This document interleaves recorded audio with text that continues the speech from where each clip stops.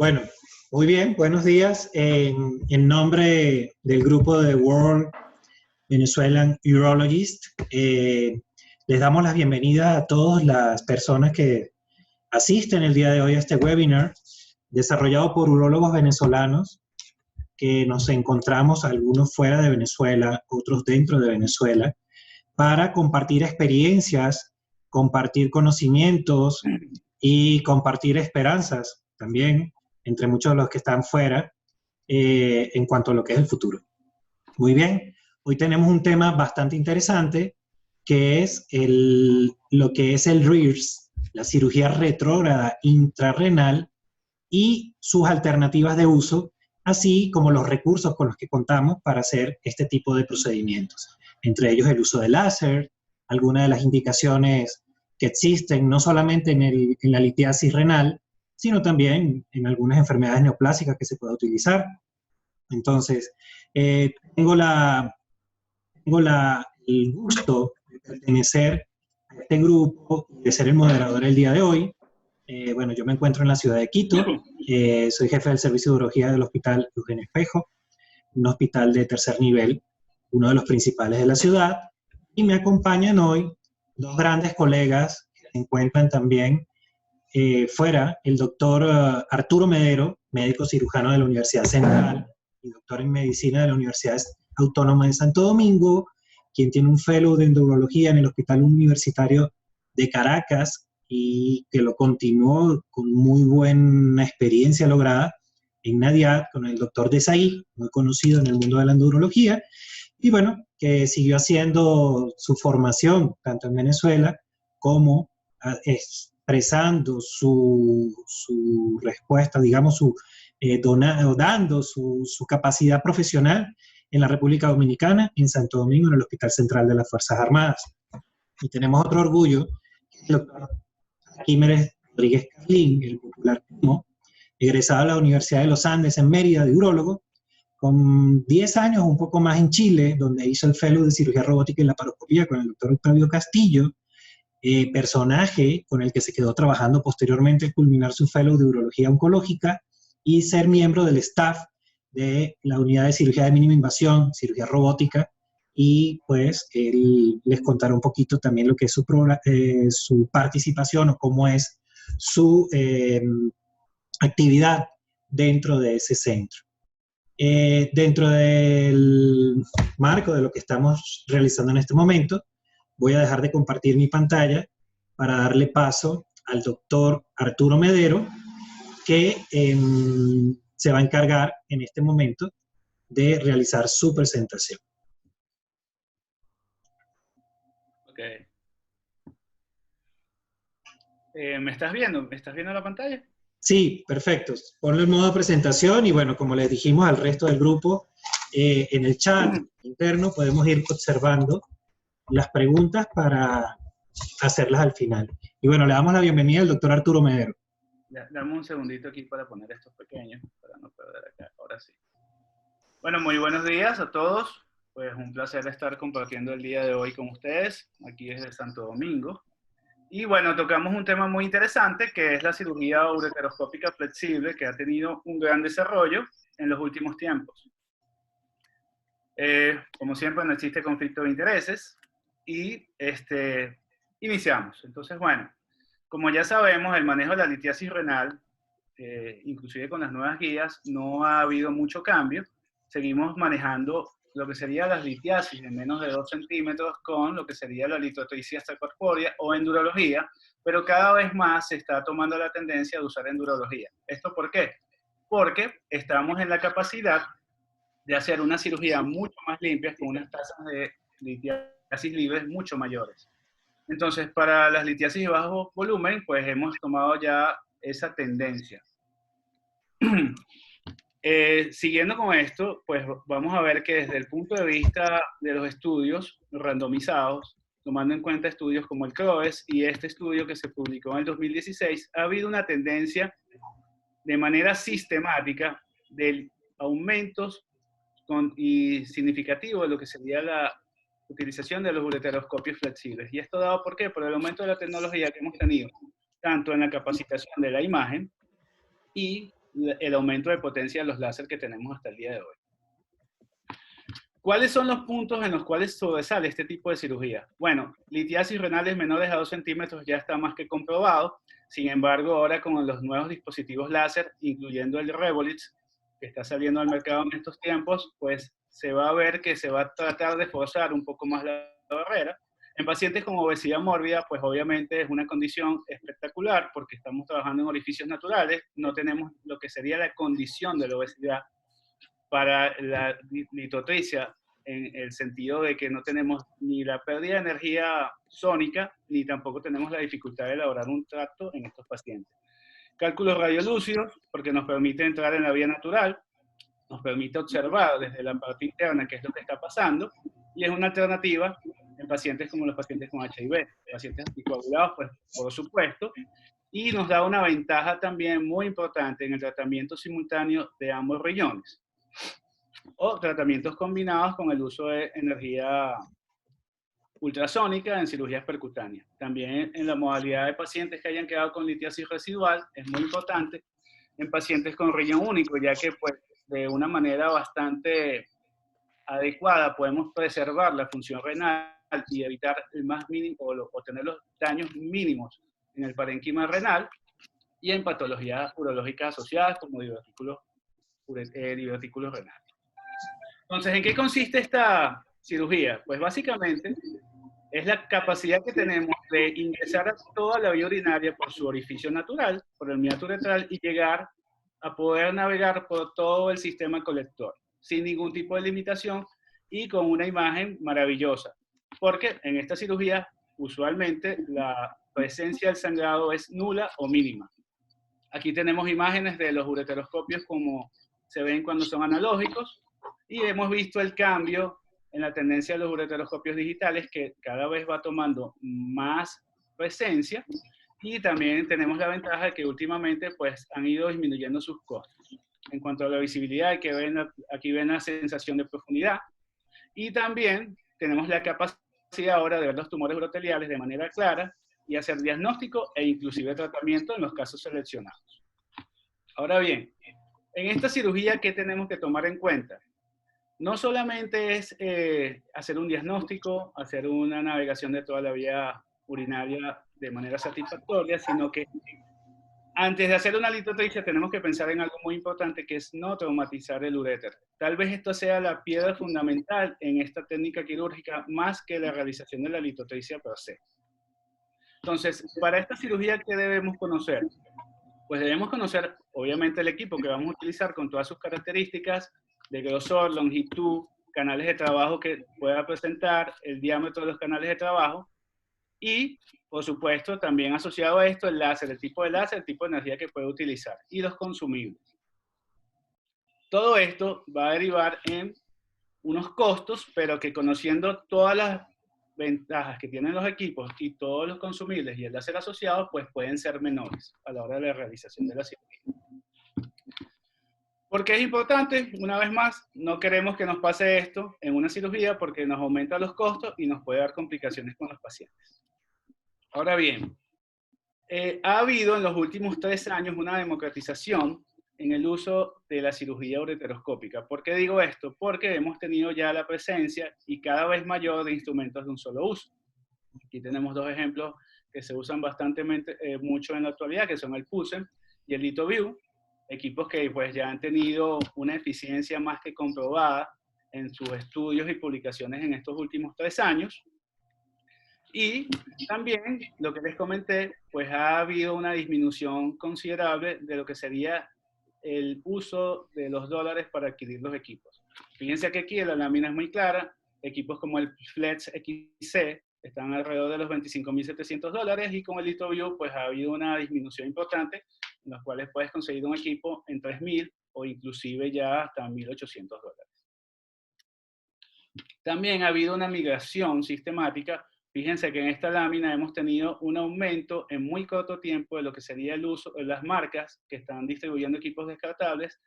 Y ya para el día de hoy ya tenemos compañías como Stores que van a empezar a tener sus equipos ya de manera descartable, lo cual va a hacer que la competencia sea mayor y que los costos sigan disminuyendo. Las ventajas de estos equipos pues son costos accesibles para el urólogo, el bajo costo de mantenimiento, ya que no necesitamos reprocesar los instrumentales, una imagen digital, que es una de las grandes ventajas también, tenemos bajos costos con imágenes digitales y que inclusive dan magnificación, son opciones muy atractivas en centros de alto volumen y hace que, por supuesto, haya una masificación de esta técnica. Ahora, ¿cómo se hace una cirugía intrarrenal segura? Bueno, la cirugía intrarrenal se hace desde el consultorio. ¿Por qué digo esto? Porque desde el inicio tenemos que tener claro que el paciente tenga su urocultivo, su examen de orina, una buena valoración clínica y una buena valoración tomográfica para que podamos decir que es la técnica que vamos a utilizar con la seguridad y el éxito que esperamos. Aquí, una de las cosas más importantes y que siempre está en discusión es la utilización o no de la colocación de los catéteres doble J previo a la cirugía. Ha habido cierta tendencia en la actualidad al uso del doble J previo. Vamos a decir que no es fundamental usarlo en estos momentos, pero sí da algunas ventajas. Facilita el procedimiento a la hora de realizar la ureteroscopia de inicio. No necesitas generalmente hacer una calibración ureteral en el momento, ya que ya tienes la dilatación pasiva. Y disminuye la tasa de complicaciones. ¿En qué sentido?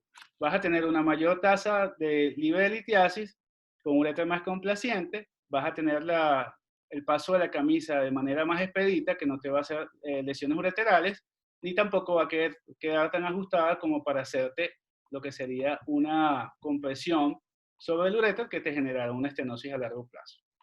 Un punto muy importante, el catéter nunca debe estar más de 3 semanas porque entonces ahí aumenta la probabilidad de colonización y a su vez el índice de probable infección o sepsis postoperatoria. ¿Qué nos dicen las guías en ese sentido? Que en estos casos la colocación del catéter WJ pues va a tener una cierta mejoría en la realización de la cirugía posterior. Sin embargo, eso también depende. En los países caribeños y latinoamericanos, pues someter a un paciente a 2 escenarios quirúrgicos pues genera un costo adicional que usualmente los seguros pueden poner complicaciones o pues es un costo adicional para el bolsillo. Aunque hay alternativas, por supuesto, podrías colocar el catéter WJ en la oficina si tienes todo el espacio disponible y hacer la colocación inclusive guiada por eco. En cuanto a la configuración del quirófano, pues la configuración no es muy diferente a la configuración de una ureterolitotomía convencional. Es una cirugía en la cual pues el cirujano prácticamente podría asistirse solo y uno de los puntos más importantes del ayudante es el paso de las guías y también el manejo de la presión intrarrenal con los sistemas de bomba si son manuales, porque si son sistemas de bomba ya presurizados no hace falta tampoco. En cuanto a los materiales, pues tenemos el uso de guías hidrofílicas. En esta cirugía es fundamental tener en cuenta las guías hidrofílicas, ya que usar guías como la guía de Benson, pues puede traer una laceración de lo que sería el canal de trabajo del equipo, y eso se va a ver manifestado en una menor durabilidad si son equipos de reuso, o la ruptura completa del equipo en el acto operatorio, si son equipos reusables o no. La energía de fragmentación de láser, pues ese punto lo va a tocar después mi compañero. Y vamos a hablar de la infusión de solución salina, que puede ser ya con bombas de infusión reguladas a presiones de 40 milímetros de mercurio. Y nos va a dar la oportunidad de tener un manejo adecuado de la presión. Sin embargo, el manejo con bomba manual es un manejo efectivo y es muy útil. También para el retiro de fragmentos, aunque cada vez se está usando menos, podemos tener las cestas, y pues el uso de cestas para la liberación de coágulos, siempre tomando en cuenta que la mejor cesta es la cesta que tenga apertura frontal, y la camisa de acceso ureteral en sus diferentes presentaciones y diámetros. En cuanto al inicio, pues obviamente tenemos el inicio con una cistoscopia clásica, una pielografía retrógrada, en la cual debemos no solamente verificar los meatos ureterales, sino también verificar que no haya ninguna lesión vesical asociada que no se haya visto en los estudios de extensión previos a la cirugía. Y la pielografía retrógrada es fundamental. Hay mucha tendencia actualmente a la realización de esta cirugía sin fluoroscopia, pero realmente para el inicio yo siempre he pensado que no es lo más recomendable, y que nos da mucha utilidad a la hora de pasar las guías de trabajo y la colocación de la camisa de acceso ureteral. Aquí tienen la presentación, pues obviamente la colocación de la guía, en este caso una colocación de guía de Benson. A mí me gusta mucho iniciar la primera parte con una guía de Benson porque da más torque, y posteriormente la cambio por una guía hidrofílica o múltiple, como la Sensor, y hacer la dilatación secuencial, que puede ser tanto con dilatadores secuenciales, puede ser con Finlayson o pueden ser con balones. Eso es a gusto del consumidor. Obviamente las dilataciones secuenciales son mucho más económicas. Aquí tienen los ejemplos, los dilatadores secuenciales y los balones de dilatación. La camisa de acceso ureteral, otro punto muy importante en esta cirugía. ¿Se usa o no se usa? Todavía sigue siendo un punto de debate. Tiene sus ventajas muy claras, que es la disminución de la presión intrarrenal con un flujo de solución pues sostenido, lo cual te mantiene una muy buena visibilidad. El hecho de tener una baja presión intrarrenal te disminuye los riesgos de sepsis, te da una mejor irrigación, lo cual pues facilita que tengas una imagen muy clara, y también ayuda mucho a la extracción de litiasis. Si vas a pensar en un caso que vas a fragmentar y vas a retirar, la camisa diríamos que es una condición indispensable. Pero si vas a hacer dusting en cálculos de 15, 10 milímetros, pues puedes trabajar sin la camisa sin ningún problema. Hay algunos truquitos que puedes usar también, que sería la alternativa de usar un open two con doble guía, de manera que ahí pasas las dos guías y pasas el equipo telescopado. La segunda guía te va a dar torque y te va a permitir la seguridad al momento de la cirugía.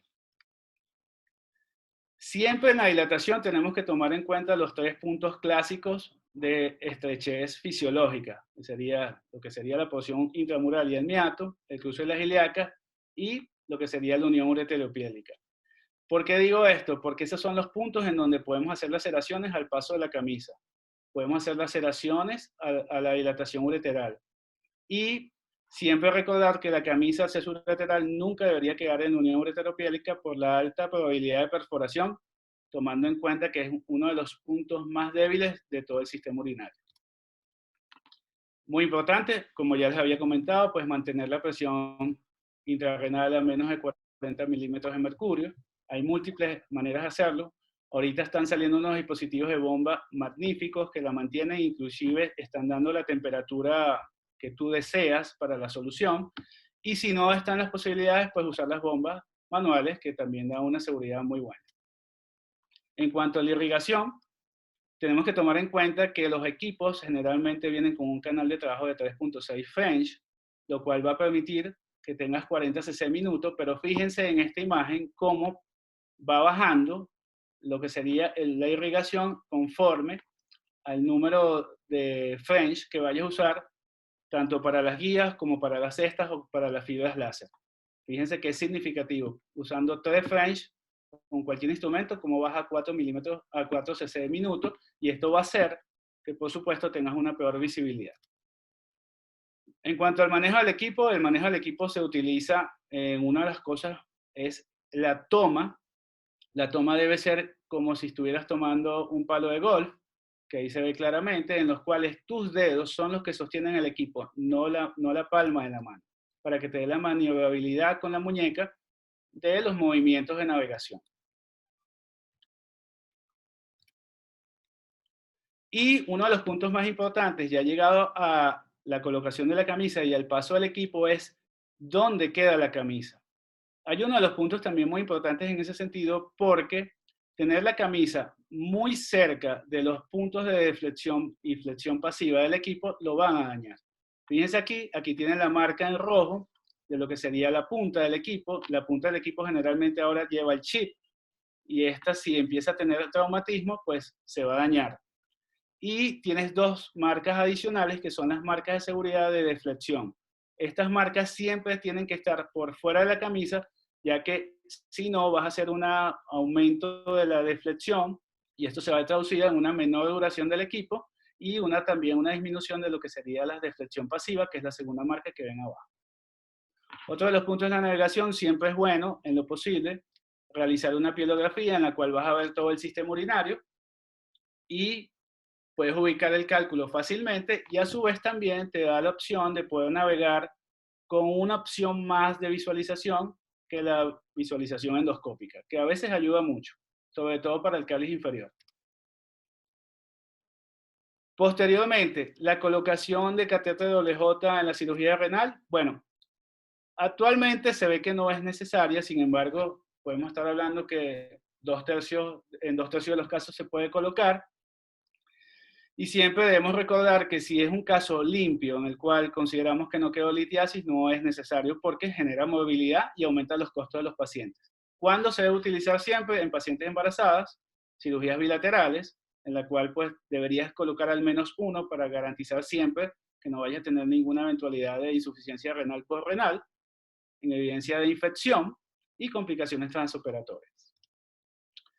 ¿Cuándo diferir el procedimiento?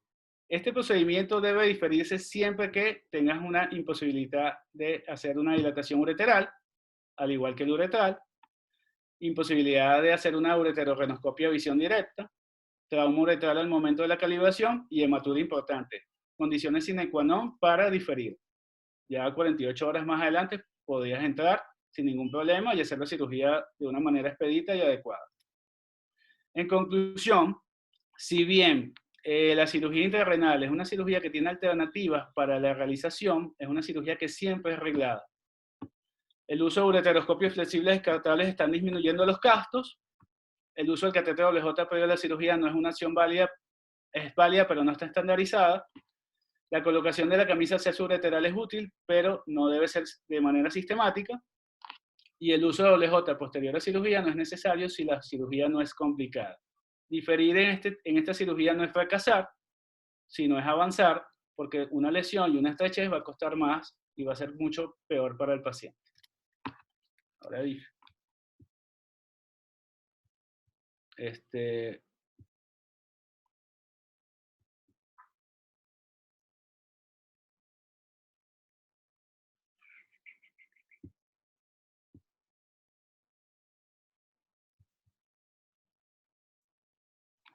Okay.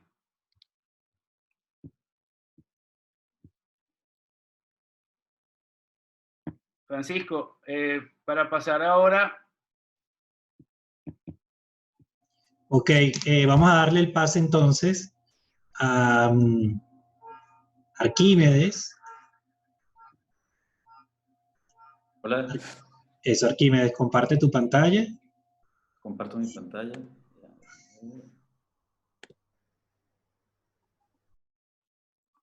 Sí, algunas personas han tenido cierta dificultad para escuchar la conferencia, pero tienen que buscar la configuración del Zoom con el cual le abrieron. Realmente la conferencia sí se está escuchando. No sabría decirles cómo lo pueden acomodar en cada caso. Vamos a esperar un momentito que el doctor Arquímedes acomode. ¿Se ve ya, Francisco? No, todavía no has compartido. No, pero yo estoy aquí compartiendo. Yo no te veo, o sea, no te veo. Te vemos a ti, Arquímedes, todavía no estás compartiendo. Ya déjame quitar esto. Otra vez, le voy a dar compartir pantalla. Le doy acá, compartir. Muy bien, ahora sí. ¿Ahora? Ahora sí, perfecto. Ok, tú me dices cuándo puedo comenzar. ¿Puedo comenzar ya entonces? Sí. Bien, bueno, hola, buenos días, buenas tardes, dependiendo de dónde estén. Para mí es realmente un placer estar con ustedes, después de estar solamente en contacto con venezolanos, los pocos venezolanos que están acá en Chile. Ya yo tengo 10 años acá, así que por favor, si escuchan algo en mi acento distinto, no me hagan bullying. Bueno, mira, el día de hoy vamos a conversar con un tema que para mí es muy importante y apasionante, que es la aplicación del láser en ureteroscopía flexible. Y digo que es apasionante porque ha evolucionado en el tiempo, y ya lo vamos a ver, tiene ciertas características que nos van a permitir hacer múltiples tratamientos, no solo en litiasis, sino en varias patologías de la vía urinaria. Déjame ver dónde corre aquí ya. Bueno, estos son mis conflictos de interés. En líneas generales, en endourología la clave del éxito viene de mano del progreso de la técnica y de los instrumentos. Y son puntos claves para realizar una buena ureteroscopía flexible: el conocimiento de la anatomía endoscópica, una adecuada planificación preoperatoria. Nosotros tenemos que saber el tamaño del cálculo, la localización, qué vaina vamos a usar, qué setting de láser creemos que vamos a tener. Tenemos que tener una técnica estandarizada y metódica, sin improvisaciones. Es súper importante saber cuándo tenemos que parar, cuándo detenernos, y tener todos los instrumentos previos a la cirugía para que no tengamos problemas durante la misma, como los endoscopios, las guías, todo lo que les acaba de mencionar Arturo hace unos minutos. Estos son los movimientos permitidos en ureteroscopía flexible. En líneas generales, nosotros no estamos moviendo la mano así, solamente hacemos movimientos de rotación y de arriba abajo. Yo tomo un equipo en otra forma. Arquímedes, disculpa, Sí. no te están avanzando las láminas. ¿En qué lámina estoy? En la primera, láser en ureteroscopía flexible. ¿Y cómo hago para que... ahí ahora? ¿No? Ya. ¿Qué hago? Ok, minimiza tu PowerPoint en tu computador un momento. Muy bien. Avanza otra vez de nuevo a ver. Déjame ver. Dale 2 veces al clic. ¿Está avanzando? ¿No? ¿Tú lo ves avanzando en la tuya? Sí. Ok, deja de compartir un momento. Ya. Ya dejé de compartir, dime qué hago. Reiníciala de nuevo. Vuelve a compartir entonces. Compartir pantalla. Aquí estoy. Ah, ya va. Déjame ver. Déjame salir de acá un segundo. Voy a ponerme aquí en modo presentación. Me meto acá. Compartir pantalla.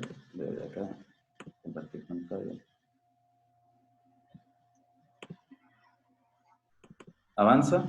Ahora sí. Ok. Bueno, volviendo, estos son mis conflictos de interés con esta presentación. Ya había mencionado que la clave del éxito en la endurología tiene que ver con el progreso de la técnica y de los equipos, que teníamos que saber cuándo salir, que teníamos que tener todo el equipamiento, todos los instrumentos antes de la cirugía para que no tengamos ningún problema. Y el instrumental ya lo mencionó previamente nuestro gran amigo Arturo Medero. Estos son los movimientos que nosotros nada más realizamos durante la ureteroscopía flexible. Si tú tomas el equipo así, solamente mueves con el dedo el joystick hacia arriba y hacia abajo y giras la mano. Y hacia adentro y hacia afuera, como lo estamos viendo en esta posición. Mi postura no es hacia arriba, sino varía porque mi equipo, que es un equipo Olympus, me permite tomarlo de esta manera, la cual para mí es más cómodo. Y coloco esta diapositiva porque este equipo tiene una característica que permite hacer un contraste de luces con el NBI y además permite hacer una rotación sin que yo tenga que forzar mi mano. Yo coloco mi instrumento, giro y deflecto y no tengo que estar haciendo este movimiento forzado. Por eso lo coloqué acá. La fibra láser. En líneas generales, lo que más me interesa que nos quede es que la fibra láser tiene que tener un corte neto. Para eso vemos la luz. Esas son las fibras reutilizables.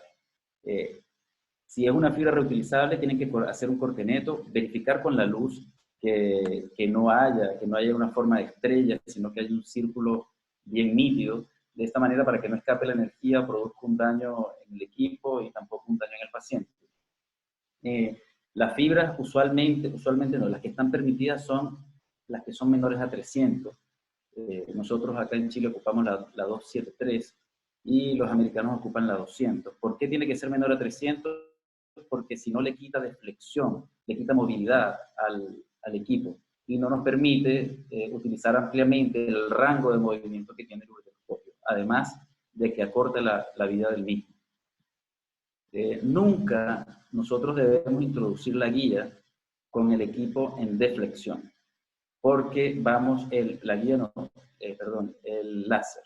La punta del láser va a dañar el canal de trabajo y esa es la principal razón de daño del equipo es con la introducción de la fibra cuando el equipo está en deflexión, a este nivel, que es el nivel donde está la curvatura. Y hay que hacerlo totalmente recto. Y también tenemos que evitar trabajar en esta posición. Para eso, lo que nosotros hacemos es movilizar estos fragmentos que están acá en el cáliz inferior al cáliz superior, y de esa manera nosotros poder trabajar en esta posición de manera más cómoda, sin tener en estrés al equipo. Una de las ventajas, en teoría, de los equipos reutilizables es que puedes trabajar en deflexión sin miedo, porque si se te daña el equipo es un uso único, etc. Pero en general el principio es movilizar el cálculo del cáliz superior, y ahí nosotros, una vez estando en el cáliz superior, podemos fragmentar el cálculo, podemos tratarlo sin ningún problema. En mi práctica diaria yo ocupo una canastilla de apertura frontal, que es la Engage. También Boston Scientific tiene una de apertura frontal, y la fibra láser que les mencioné es la 273 que ocupamos nosotros. Los americanos ocupan la 200. Ahora, un tema, un truco súper importante, no es un truco, sino es el deber ser. El deber ser es que la anestesia sea, y eso lo establece así un panel de expertos, que sea anestesia general. ¿Y esto por qué? Porque nosotros tenemos la posibilidad de reducir la movilidad del riñón usando bajo un volumen corriente. Si se nos mueve mucho el riñón, nosotros le pedimos al anestesista que le baje el volumen corriente, incluso que lo pueda poner en apnea, controla la frecuencia respiratoria, para nosotros así poder trabajar cómodamente nuestro cálculo y no con el movimiento que nos lo dificulta. Adicionalmente, la anestesia general permite que podamos usar una máscara laringe en algunos pacientes cuya cirugía dura menos corta o menos de 2 horas, y los pacientes que no tengan bloqueo neuromuscular, que tengan una ventilación espontánea durante la cirugía, se pueden despertar más rápido. Esto es un ejemplo de lo que es una excursión ventilatoria acentuada. Fíjense cómo yo estoy tratando con mi fibra láser de pegarle el cálculo, y el movimiento del riñón no me permite trabajar cómodamente, golpeo el urotelio de la pelvis renal. Entonces yo converso con el anestesista y le digo, por favor, bájale el volumen corriente, quítale un poco de movilidad al riñón, y ahora vean la diferencia, cómo yo puedo trabajar tranquilamente mi cálculo. ¿Se está viendo bien el video, Francisco? Yo puedo trabajar tranquilamente mi cálculo sin esta molestia de que el riñón se me esté moviendo y con el temor de dañar el urotelio. Ahora entrando netamente a lo que se refiere a la energía láser. Un principio básico es que la energía no se crea ni se destruye, se transforma. Entonces nosotros tenemos distintas maneras de transformar la energía láser. La primera es la que se transfiere a la piedra, que es esta que nosotros vemos acá, que es la ablación. Hay otra energía, que es cuando estamos a cierta distancia, hay un aumento de la temperatura, ya que el láser holmium, que es el gold estándar, se evapora o se absorbe en el agua. Y la retropulsión es otra forma de energía. Es aquella energía que se transmite a la piedra en un umbral más alto del umbral para la ablación, y por lo tanto esa energía se transforma en energía cinética y se moviliza al cálculo, que es un efecto no deseado y que nosotros cuando trabajamos en el uréter superior nos da mucho temor. La otra forma de energía es la sonoluminiscencia, que es la energía transferida a los líquidos. El láser holmium es el estándar de oro, y hasta la actualidad sigue siendo el estándar de oro. Es un láser pulsado. O sea, como su nombre lo dice, son varios pulsos y hace microexplosiones a nivel del cálculo, incluso a nivel de la próstata. Las enucleaciones prostáticas con láseres holmium dan un mejor plano porque hacen microexplosiones y van separando el tejido prostático. Este láser pulsado tiene 2 modalidades, tiene un pulso corto y un pulso largo. Y todo esto va variando dependiendo de la consola que nosotros tengamos. Tenemos que conocer el láser que nosotros tengamos en nuestra institución. El láser holmium es un láser que tiene alta absorción en el agua, pero una de las cosas muy importantes para nosotros quedarnos tranquilos es que tiene una penetración de 0.4 milímetros, lo cual da una seguridad para nosotros a la hora de trabajar. Si le pegamos al urotelio y no le pegamos al cálculo, su penetración es bien pequeña. La definición de potencia va dada por la energía del pulso del láser. La energía viene en joules y la frecuencia viene en hertz. Entonces, la energía por la frecuencia nos da la potencia cuando tú hablas de watts, 6 watts, 12 watts, 30 watts. Estos parámetros son variables en nuestra consola.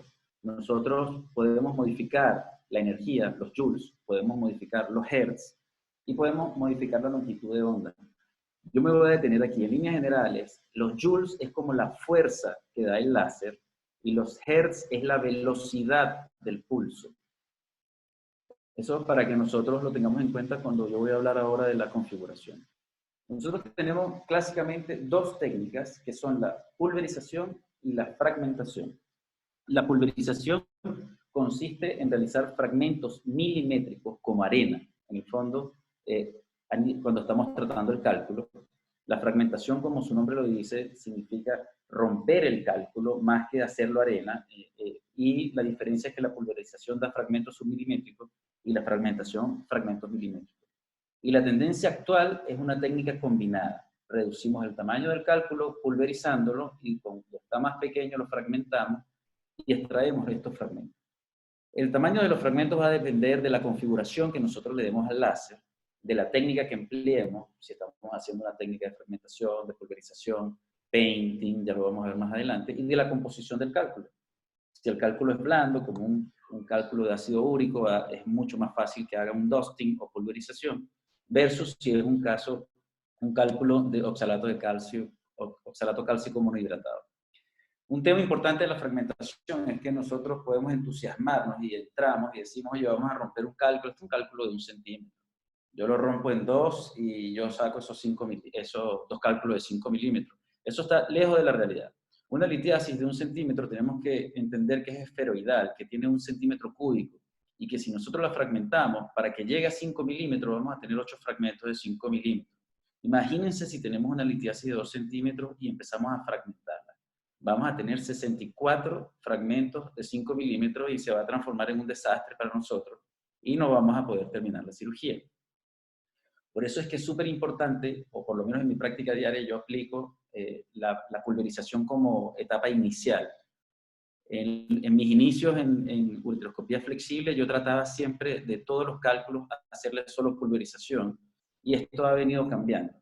Y esto fue demostrado en un artículo publicado en el Journal of Urology, en el cual también participó el doctor Monga.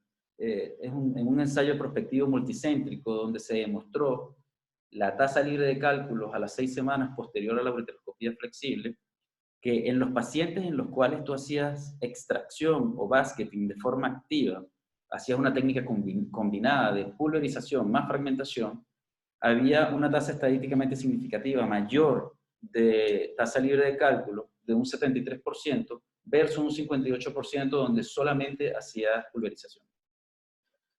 Para configurar el láser, nosotros tenemos que entender que esto es un proceso dinámico. Nosotros vamos a hacer una configuración, pero no es durante todo el procedimiento la misma. Nosotros la vamos a ir ajustando en la medida que el cálculo se va reduciendo, en la medida que probamos y vemos que el cálculo es duro, el cálculo es blando, podemos bajarle los joules y los hertz o subirlos si queremos fragmentar o pulverizar.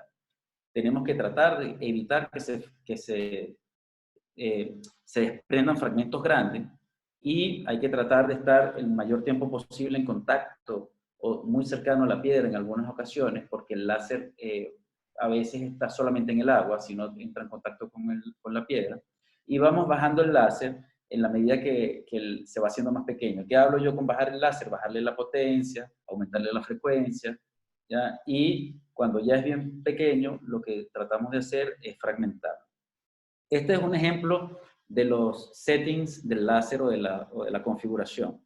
La pulverización dusting, en líneas generales, tiene una baja energía, alta frecuencia y un pulso largo.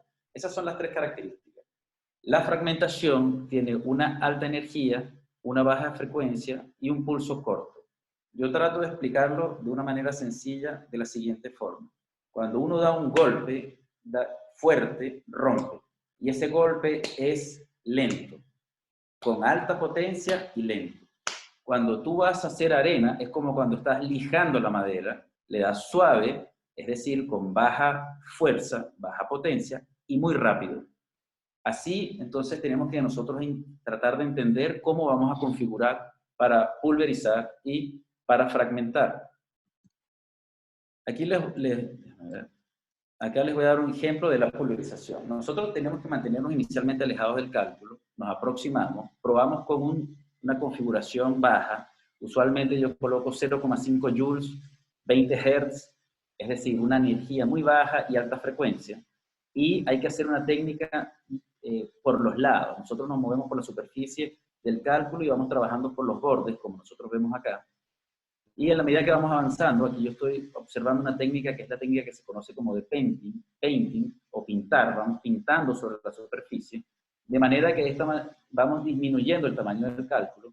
Acá nosotros vemos cómo ya el cálculo está más pequeño. Y una vez que nosotros tenemos el cálculo más pequeño, podemos pasar a la fragmentación. La fragmentación hay que apuntar al centro del cálculo para tratar de romperlo de la forma más precisa, y usualmente yo trato de apoyarme en el cálculo contra el urotelio. Hay que cambiar el setting o la configuración del láser. Nosotros tenemos que aumentarle la potencia y bajar la frecuencia, que sea un golpe neto que trate de romper el cálculo. Una vez que rompemos los cálculos, hay un truco. Uno tiene que ir conociendo qué vaina de acceso ureteral tiene. El adiestramiento del ojo nos puede engañar. El ojo y decir este fragmento sale y no sale. Nunca forzar. Y una vez que los cálculos ya están de un tamaño considerable que pueden salir, nosotros hacemos la extracción. De esta manera garantizamos una tasa libre de cálculo mayor. ¿Cuándo es recomendable fragmentar? Bueno, ya cuando el cálculo está pequeño, como lo mencioné. Cuando empezamos, el cálculo amarillo clásico es de ácido úrico, ese que les mostré ahora, pero este que es como un color marrón oscuro o café oscuro, clásicamente es un cálculo duro y es un cálculo de oxalato de calcio o oxalato cálcico monohidratado. Ese tipo de cálculos nosotros partimos con baja frecuencia y baja potencia, pero ya uno puede prever que el cálculo vamos a tener que modificar el láser, pero siempre hay que probar con lo más pequeño en energía. El objetivo para fragmentar es el centro del cálculo. Requiere, como ya lo dijo Arturo previamente, una vaina de acceso ureteral para facilitar las reentradas y salidas y la extracción del cálculo, y requiere una canastilla. Si tú estás programado solo para dusting, puede que no la requieras, pero la tienes que tener en la mesa quirúrgica. Las tasas de una cirugía renal intrarrenal, ureteroscopías flexibles tradicionales, es de 77-89% tasa libre de cálculo, en el polo inferior de un 70%, y mejora si nosotros movemos el cálculo al cáliz superior para tratarlo con más comodidad. Nosotros podemos tratar cálculos mayores a 2 centímetros. El problema de tratar cálculos mayores a 2 centímetros es que tienes ya que tener una curva de aprendizaje, hay más riesgo de infección. Y no se aconseja al inicio, ¿no? Inicialmente debemos comenzar con cálculos pequeños. Comenzamos con cálculos pequeños, vamos viendo nuestra técnica. Bueno, vamos a hacer ahora. Es que alguien tiene el micrófono abierto. Bueno, nosotros vemos nuestra técnica y ahí nosotros podemos dar el salto. Trabajar cálculos mayores a 2 centímetros puede tener una indicación en pacientes que tienen coagulopatías, que no le queremos hacer una cirugía percutánea. Hay ciertas indicaciones, pero cuando ya tengas un equipo láser avanzado o de última generación, como el que les voy a mostrar en una curva de aprendizaje, podrías animarte a tratar cálculos mayores de 2 centímetros. Ahora, el láser no solo está para tratar cálculos en la vía urinaria, y por eso quería mencionarles las otras aplicaciones. Nosotros, una de las aplicaciones son en los carcinomas uroteliales o del tracto urinario superior a nivel del uréter, tumores a nivel del uréter, tumores a nivel de la pelvis renal. Mi objetivo no es dar la indicación de cuándo tratar un tumor, sino tratar de ejemplificar cómo hacer la configuración del láser para tratarlos y mostrarles un ejemplo. Nosotros, para coagular, utilizamos primero que nada, la onda es la onda larga. La onda larga coagula y pulveriza. La onda corta rompe, corta, y es con la que nosotros hacemos la incisión. Si nosotros queremos coagular, hacemos lo mismo que cuando hacemos dusting. ¿Qué significa eso? Colocamos una alta frecuencia, colocamos la energía bien baja, a 0.5, y un pulso largo. De esa manera nosotros podemos coagular. Y ahí vamos a tratar el tumor. Si nosotros queremos hacer una incisión en el urotelio, tenemos que utilizar la configuración que usamos para fragmentar. Bueno, esto es súper importante.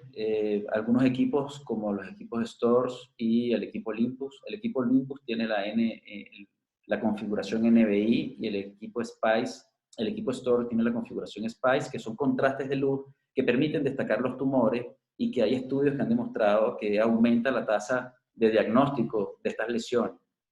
Yo les voy a mostrar un ejemplo, una paciente monorrena con una gran masa renal, con múltiples comorbilidades, que tenía una expectativa de vida ya por sus comorbilidades pequeñas, cortas, y decidimos hacer un manejo conservador. No quisimos hacer una cirugía percutánea, le planteamos una cirugía endoscópica, probablemente en 2 o 3 sesiones. La paciente lo entendió y comenzamos.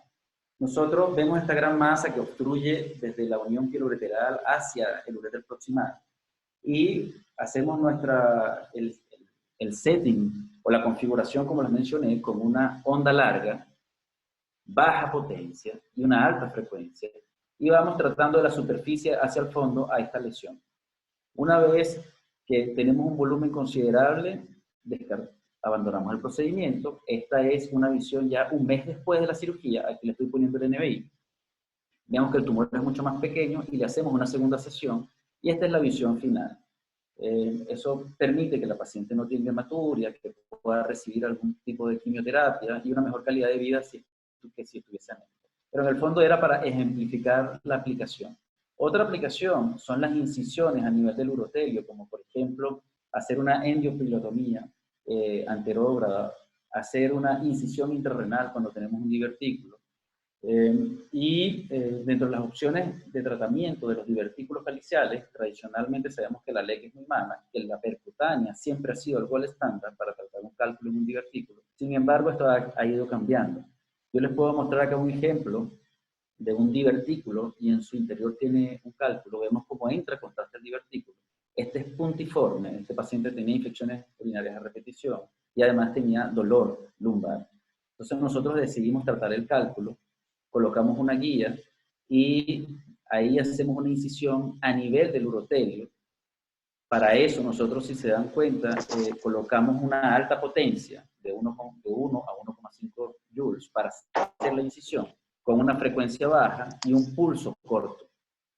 Una vez que queremos coagular porque algún vaso nos sangra, ahí aumentamos nosotros la frecuencia, colocamos el pulso largo y bajamos la potencia. La incisión siempre se tiene que hacer en la hora de las 12 y la hora de las 6, y nosotros veamos grasa. Una vez que hemos hecho una apertura amplia a nivel del divertículo, nosotros podemos entrar, tratar el cálculo y dejar abierto el divertículo. Otra aplicación no es nada más en el divertículo, en la endiopilotomía. Como se hace tradicionalmente, la endopilotomía tiene que ser en la cara lateral, tratando de evitar los vasos renales. Bien, y nosotros vemos acá un ejemplo de una estenosis pieloureteral. En este caso, el riñón es un riñón derecho, por lo tanto, es la cara lateral, esta es la cara medial. Acá yo no hago el corte, porque si hago el corte tengo más riesgo de sangrado, y la técnica describe que tiene que ser hacia la cara lateral. Nosotros vamos abriendo igual hasta ver la grasa, hasta ver que sea suficientemente amplio. Para hacer el corte, nuevamente, y lo voy a reforzar, utilizamos alta potencia, como si fuésemos a fragmentar un cálculo. Alta potencia, baja frecuencia. Si queremos coagular, lo invertimos. Otra aplicación, cuando tenemos una estenosis infundibular. Este es un ejemplo de un paciente que se le hizo una percutánea en 2 tiempos. Primero se trató esta parte, se introdujo, cuando colocamos el nefroscopio, vimos que acá había una estenosis del infundíbulo, y dijimos, bueno, en un segundo tiempo le hacemos la percutánea. Acá está la imagen. Sin embargo, cuando yo le iba a hacer la percutánea, vemos que no puedo tener un acceso sin disminuir el riesgo de una lesión a nivel pleural, y tenemos 2 opciones: o le hacía una laparoscopía para bajar el riñón, o podía intentar una cirugía intrarrenal.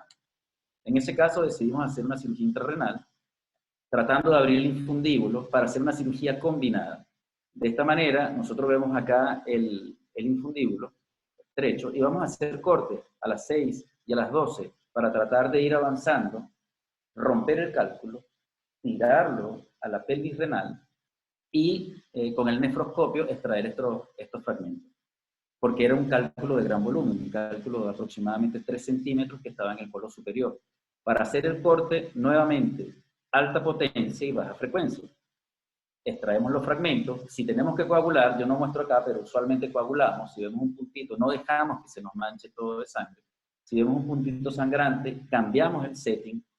Como les mencioné, la modificación del láser es dinámica. Toda la cirugía, tú vas modificando el láser, si el cálculo se hace más pequeño, si sangra. Entonces tienes que disponer y conocer del láser que tienes en institución. Tienes que saber cuántos watts tiene, cuánta frecuencia tiene, cuánta potencia tiene, para saber si puedes o no hacer este tipo de procedimientos sin mayor riesgo. Aquí yo extraigo los cálculos, los tiro a la pelvis renal y los sacamos con el nefroscopio. Después que yo lo saco con el nefroscopio, aquí yo les puedo mostrar una imagen, bien, del acceso dentro de la pelvis renal. Estoy entrando con un nefroscopio flexible, como era una cirugía combinada, para evaluar que no tenga litiasis residual. En esta imagen se ve ya la apertura del infundíbulo, que antes no se veía, y vamos avanzando dentro de la pelvis renal, revisando todos sus cálices y constatando de que no haya litiasis residual. Esta es otra aplicación en la cirugía combinada. La cirugía combinada tradicional, acá nosotros vamos a ver la imagen tanto arriba, que es la visión del ureteroscopio flexible, como la visión del nefroscopio. Casi de forma estandarizada, todos nuestros casos en la actualidad lo estamos haciendo en supino para tratar de hacer una cirugía combinada. Por ejemplo, en este caso, con el nefroscopio veíamos que ya no había litiasis residual, a los rayos X veíamos un cáliz paralelo, que es lo clásico, había un fragmento que no podíamos acceder, y no es necesario hacer otra punción. Nosotros entramos con el ureteroscopio flexible, identificamos el cálculo, y podemos, un fragmento grande, por eso lo hacemos más rápido, pasarlo al otro compañero que nos está asistiendo, para que lo extraiga a través de la camisa que está en la cirugía percutánea, que son las imágenes que estamos viendo acá. Incluso hasta lo puede estirar y así lo extraemos. Esas son parte de las aplicaciones. Ya para ir terminando, tenemos un avance en la tecnología del láser. Hay 2 nuevos láseres. Ya uno tiene más tiempo, que es el láser que tiene el efecto Moses. El efecto Moses, ¿qué es lo que significa? Este es un láser holmium de última generación. El láser tradicional es pulsado, emite un pulso, una explosión, y tiene mayor retropulsión. El Moses hace 2 burbujas. Primero viene un golpe, hace una burbuja, por eso se llama Moses, como las aguas de Moisés. Abre el agua, y entonces el segundo pulso es más, la energía se aprovecha más para el tratamiento del cálculo. Nosotros vemos acá una representación de la explosión de un láser holmium tradicional, y acá abajo la explosión inicial y luego el segundo pulso. Es decir, abre el agua y viene el segundo pulso, y es mucho más preciso. Esta tecnología ha demostrado una reducción en la retropulsión en 50 veces comparado con el láser holmium tradicional, un aumento en un 160% de la ablación del cálculo con menos daño al ureter. Ahora, en 2019 ya Traxer mostró lo último, lo que está en la tapa del frasco, que es el láser thulium pulsado. Este láser thulium pulsado, la diferencia, quiero que vean este gráfico. Nosotros con un láser holmium tradicional tenemos una frecuencia de 20 Hz. Con un Moses tenemos una frecuencia de 80 Hz. Con el thulium tenemos una frecuencia de 2000 Hz. ¿Qué significa? Es súper rápido el láser. Y no tenemos que utilizar, esta es la mínima energía en el Moses, 0.2. En un láser que tengo yo tradicional es 0.5.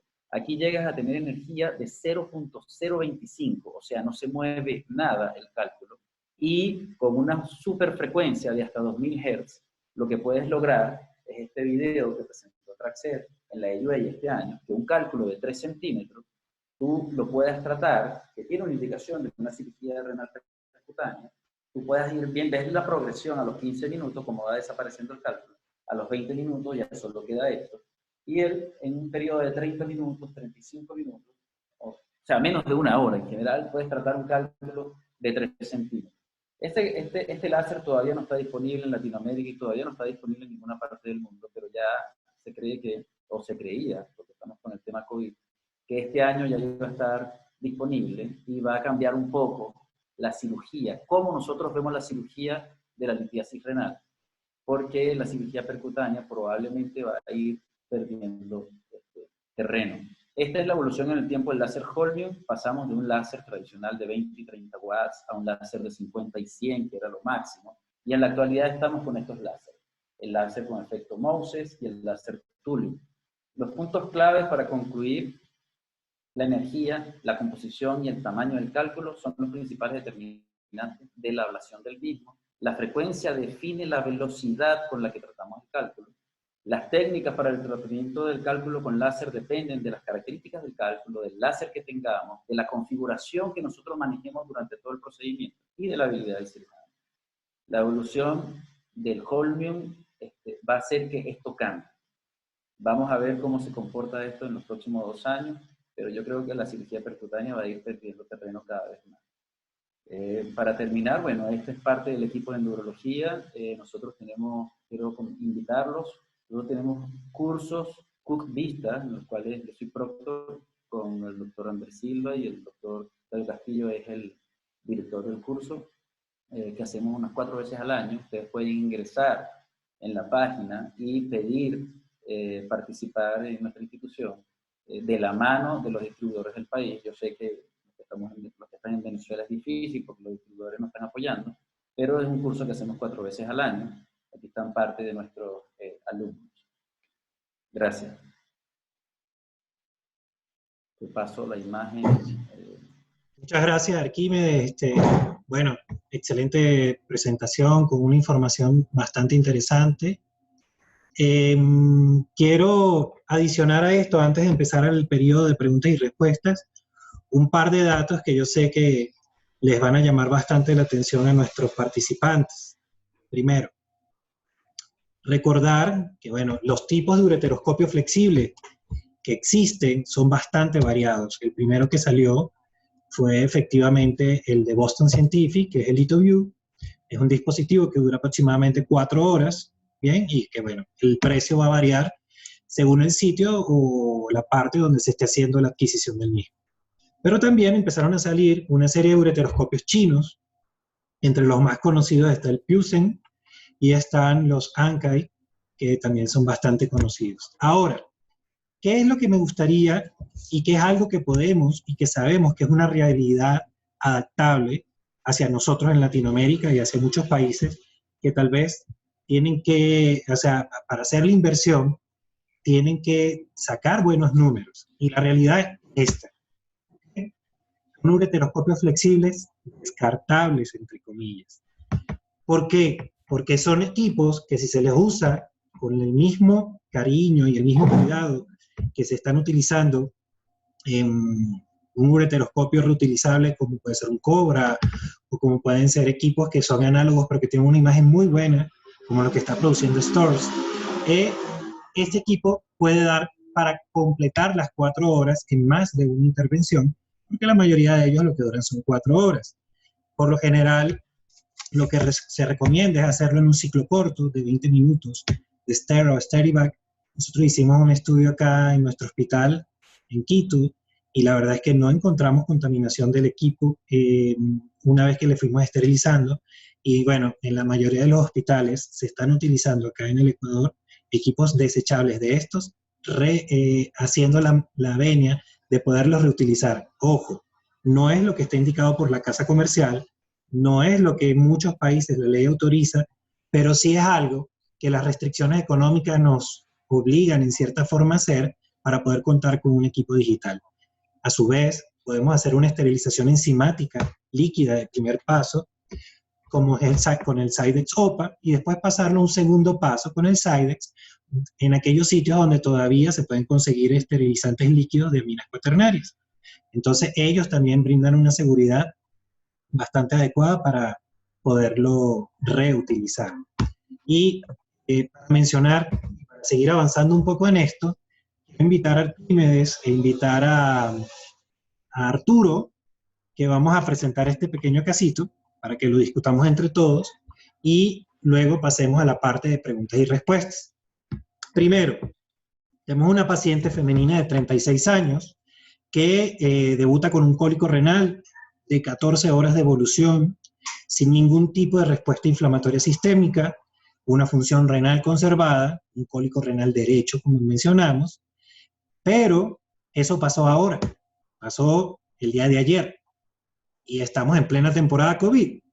Cuando se solicitan las imágenes de la urotomografía, evidenciamos esto. Vemos, como parte interesante, un cálculo a nivel del uréter derecho, proximal, pero realizando y revisando otros cortes, podemos observar que existen otros cálculos que están presentes tanto en el riñón derecho como en el riñón izquierdo en múltiples ubicaciones.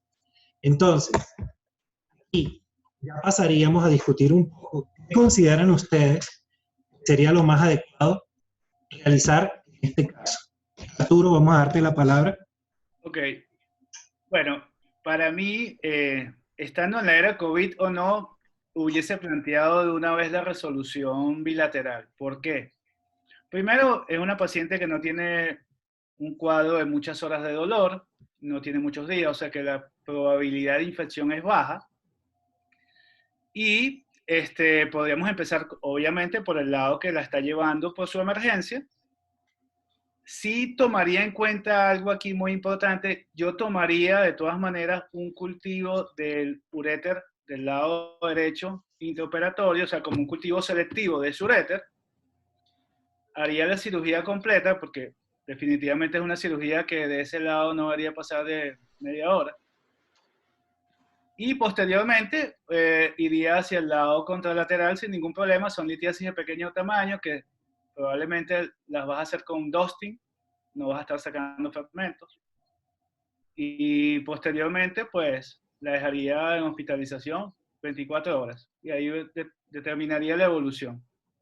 Y doble J bilateral, eso sí.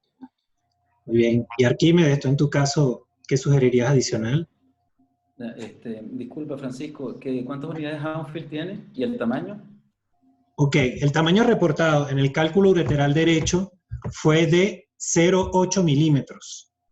Y, sí, y la máxima unidad Hounsfield que se midió en cada uno tomándolos en cuenta completos, fue de 975.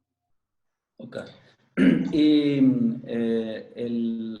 es obesa la paciente o tiene como que la distancia piel-cálculo es mayor de 10 centímetros? Efectivamente no, pero sí es de pequeño tamaño, tiene un índice de masa corporal de 28, está en sobrepeso, y la distancia de la piel, no tengo acá la imagen, pero no llegaba a los 10 centímetros. Ok, entonces, bueno, yo aquí lo que yo hago usualmente en mi práctica es analizar qué opciones tiene la paciente. Esta paciente tiene una opción de litotripsia, tiene una indicación formal para hacer una litotripsia extracorpórea y tiene la indicación de una ureteroscopía. Entonces yo voy y le planteo a las pacientes las tasas de éxitos de ambos procedimientos. Mi preferencia siempre es la ureteroscopía. Nosotros tenemos un buen equipo de LEC y todo, pero no me siento conforme cuando termino la cirugía. Siempre puedo quedar con la sensación de que puede quedar con litiasis o fragmentos grandes.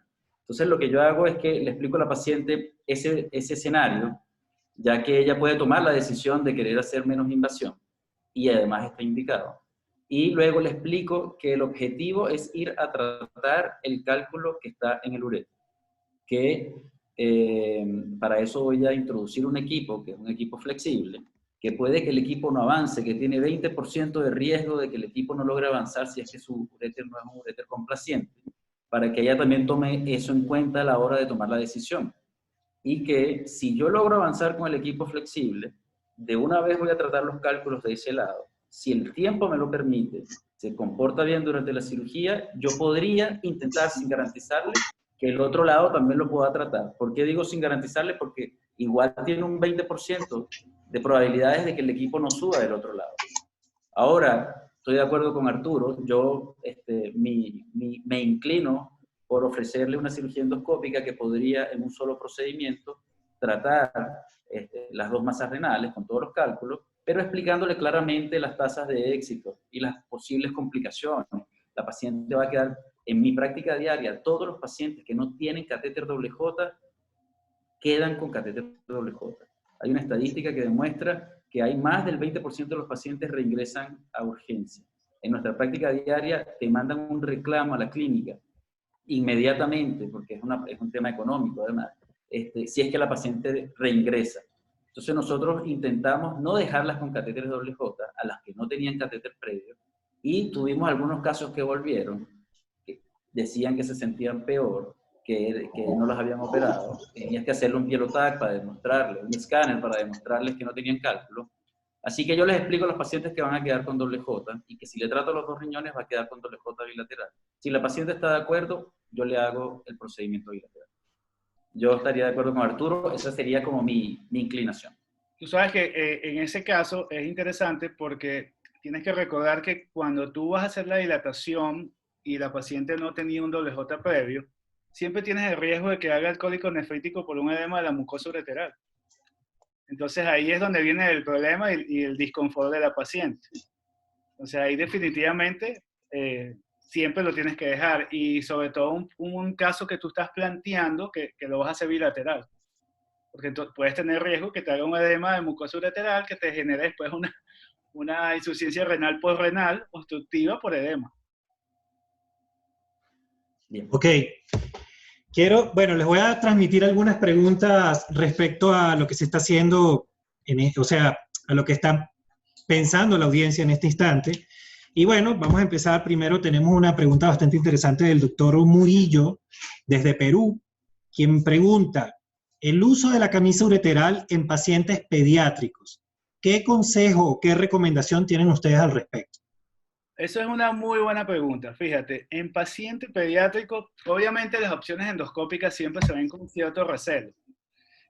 Si se toma la opción de hacer un tratamiento endoscópico por una litiasis renal o ureteral, yo estaría más en la postura de no usarla, sino de entrar con un catéter 2-en-2, realizar una dilatación sistemática y trabajar con dusting y dejarle su WJ. ¿Por qué? Porque también las camisas ureterales no están diseñadas para pacientes pediátricos en general, y tendríamos que ver también la capacidad de dilatación y complacencia que tenga ese uréter en ese momento, porque tú no le vas a montar un catéter WJ preoperatorio a un niño. Entonces, ahí yo sería más receloso. Yo trataría de no usar nunca camisa ureteral en niños. Muy bien. Ok, ¿qué dices tú, Arquímedes? Déjame establecer. Mira, yo tengo poca experiencia haciendo ureteroscopía flexible con niños, he hecho algunas. Y bueno, he revisado el tema y yo he ocupado vaina de acceso ureteral. Pero lo que, como dice Arturo, trato de buscar, porque yo tengo un equipo digital y el equipo digital usualmente es más grueso que un equipo óptico. Entonces yo analizo el cálculo, el tamaño del cálculo, porque si es un cálculo grande, bien, que tiene alguna característica que requiera que yo demore más tiempo, tengo que hacer lo posible por colocarle una vaina de acceso ureteral para disminuir la probabilidad de infección a una paciente pediátrica, a un paciente pediátrico.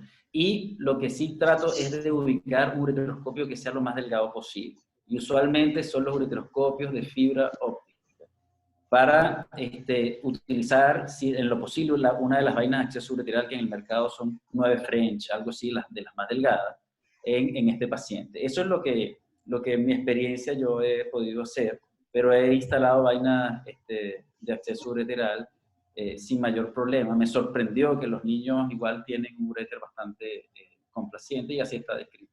Sí, ahí sería útil un P5, por ejemplo. Un Olympus P5 sería ideal para esos casos.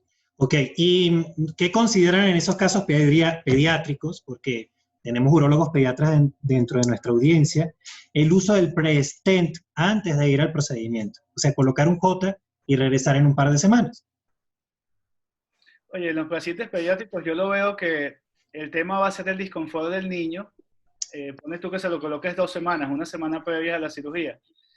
El manejo del dolor del niño puede ser un problema para uno y para sus familiares, porque el niño va a decir, me duele, me duele, me duele, me duele, no va a estar en la capacidad de entender, mira, te estamos colocando el catéter para que tengamos una mejor cirugía, porque es un niño, y eso angustia mucho a sus representantes, pues. Ok. Bueno, otra preguntita también. Arturo, te mandan saludos desde la unidad urológica, tu compadre, no sé cuál es. Pero pregunta, por lo menos en el tratamiento del cálculo de 15 milímetros hacia el cáliz inferior, ¿qué consideras en ese caso? O Arquímedes también va para ti la pregunta. Mira, esa es una pregunta muy interesante porque cuando tú manejas el cálculo en la litiasis inferior, sea percutánea o sea flexible, uno debe evaluar muy bien la tomografía. ¿Por qué te digo esto? Porque si el cálculo está muy impactado y no te permite la maniobra de entrar y mover el cálculo hacia la pelvis o hacia el cáliz superior, que vas a trabajar recto, que vas a trabajar cómodo, entonces vienen dos grandes preguntas. Trabajo con el equipo, supongamos que es un equipo que sea reutilizable. 1 hora de cirugía en deflexión, con la pérdida consecuente de lo que sería la deflexión, o con cualquier lesión que pueda haber de la fibra, que se puede romper también en el acto y volar el equipo, hay que pensarlo. También el tiempo operatorio que implica romper ese cálculo para fragmentarlo por lo menos en 2 o 3 pedazos y poderlo movilizar para trabajarlo con seguridad en el cáliz superior, hay que pensarlo. Entonces, en ese punto yo siempre digo, bueno, en ese caso, si es un cálculo que no te permite una maniobra de movilización en un tiempo corto, sale mejor hacer una mini PERC. ¿Qué dices tú, Arquímedes, al respecto? Bueno, mira, yo, similar a lo que dice Arturo, yo analizo el scan, ¿verdad? Ya, yo te voy a contar un poquitito de mi experiencia. En mi experiencia yo he tratado varios cálculos grandes del cáliz inferior y en un momento me sentí como, no hay ningún problema, yo puedo tratar estos cálculos de 1 centímetro, 1.5 sin mayor dificultad, hasta que te consigues con la dificultad. ¿Cuál es la dificultad? La dificultad es que la anatomía renal es muy distinta en todos nosotros y tienes unos ángulos que son muy agudos y tienes infundíbulos estrechos. Y además tienes cálculos que son más duros. Entonces tú tienes que analizar todo eso. Si tú ves que tiene un ángulo muy agudo y tiene un infundíbulo estrecho, por ningún motivo yo voy a hacer una cirugía endoscópica, sino voy a hacer una percutánea. Ya me pasó y así está publicado y eso es lo que yo veo. En segundo lugar, si el cálculo además, yo sé que tiene más de 1000 unidades Hounsfield, sé que me va a costar fragmentarlo, porque lo que yo hago usualmente en el cáliz inferior es, independientemente de que se pueda mover o no, porque de repente puede medir 1.5 centímetros y no se mueve, lo que yo hago es que lo cortas el cálculo, tomas una dormia, lo mueves al cáliz superior, pero te consigues que el ángulo es complejo y que el cálculo es muy duro, entonces no le pegas bien al cálculo y fracasas y el paciente fue anestesiado. Bueno, te metes en problemas, puedes dañar el equipo, muchas cosas. Entonces es importante tener eso en cuenta. Para eso yo creo que uno tiene que ir adquiriendo experiencia, ir tratando cálculos inicialmente, ir analizando un poco las imágenes del paciente para tomar la decisión adecuada. En resumen, si tiene un ángulo agudo y un cálculo de 1.5 centímetros, que ya está en el límite, si tiene un ángulo agudo, un infundíbulo estrecho, de entrada no le ofrezco cirugía flexible. Si tiene una anatomía favorable, me puedo animar y lo rompo, lo movilizo, no hay mayor problema. En otro punto aparte, nosotros tenemos como protocolo no tratar un cálculo así estemos como estemos, más de 90 minutos. Hemos tenido algunos pacientes que han hecho sepsis y ese es el riesgo principal de una litiasis de gran volumen, es que el paciente haga una infección urinaria. Muy bien, bueno, yo estoy totalmente de acuerdo con ustedes dos en cuanto a la temática, puede ser cualquiera de las dos. Obviamente los que tenemos la tendencia a trabajar en supino, lo colocamos en un supino modificado, un Valdivia Galdacao, en el cual podemos tener un acceso también por una mini PERC, como mencionaba Arturo, y complementar esa parte. Hay un comentario del doctor Barragán del Ecuador que dice que él está totalmente de acuerdo y que niños, afortunadamente, toleran mucho mejor el WJ que los adultos, lo que hay es que tratar de que se mantengan un poco más tranquilos para que no les moleste tanto.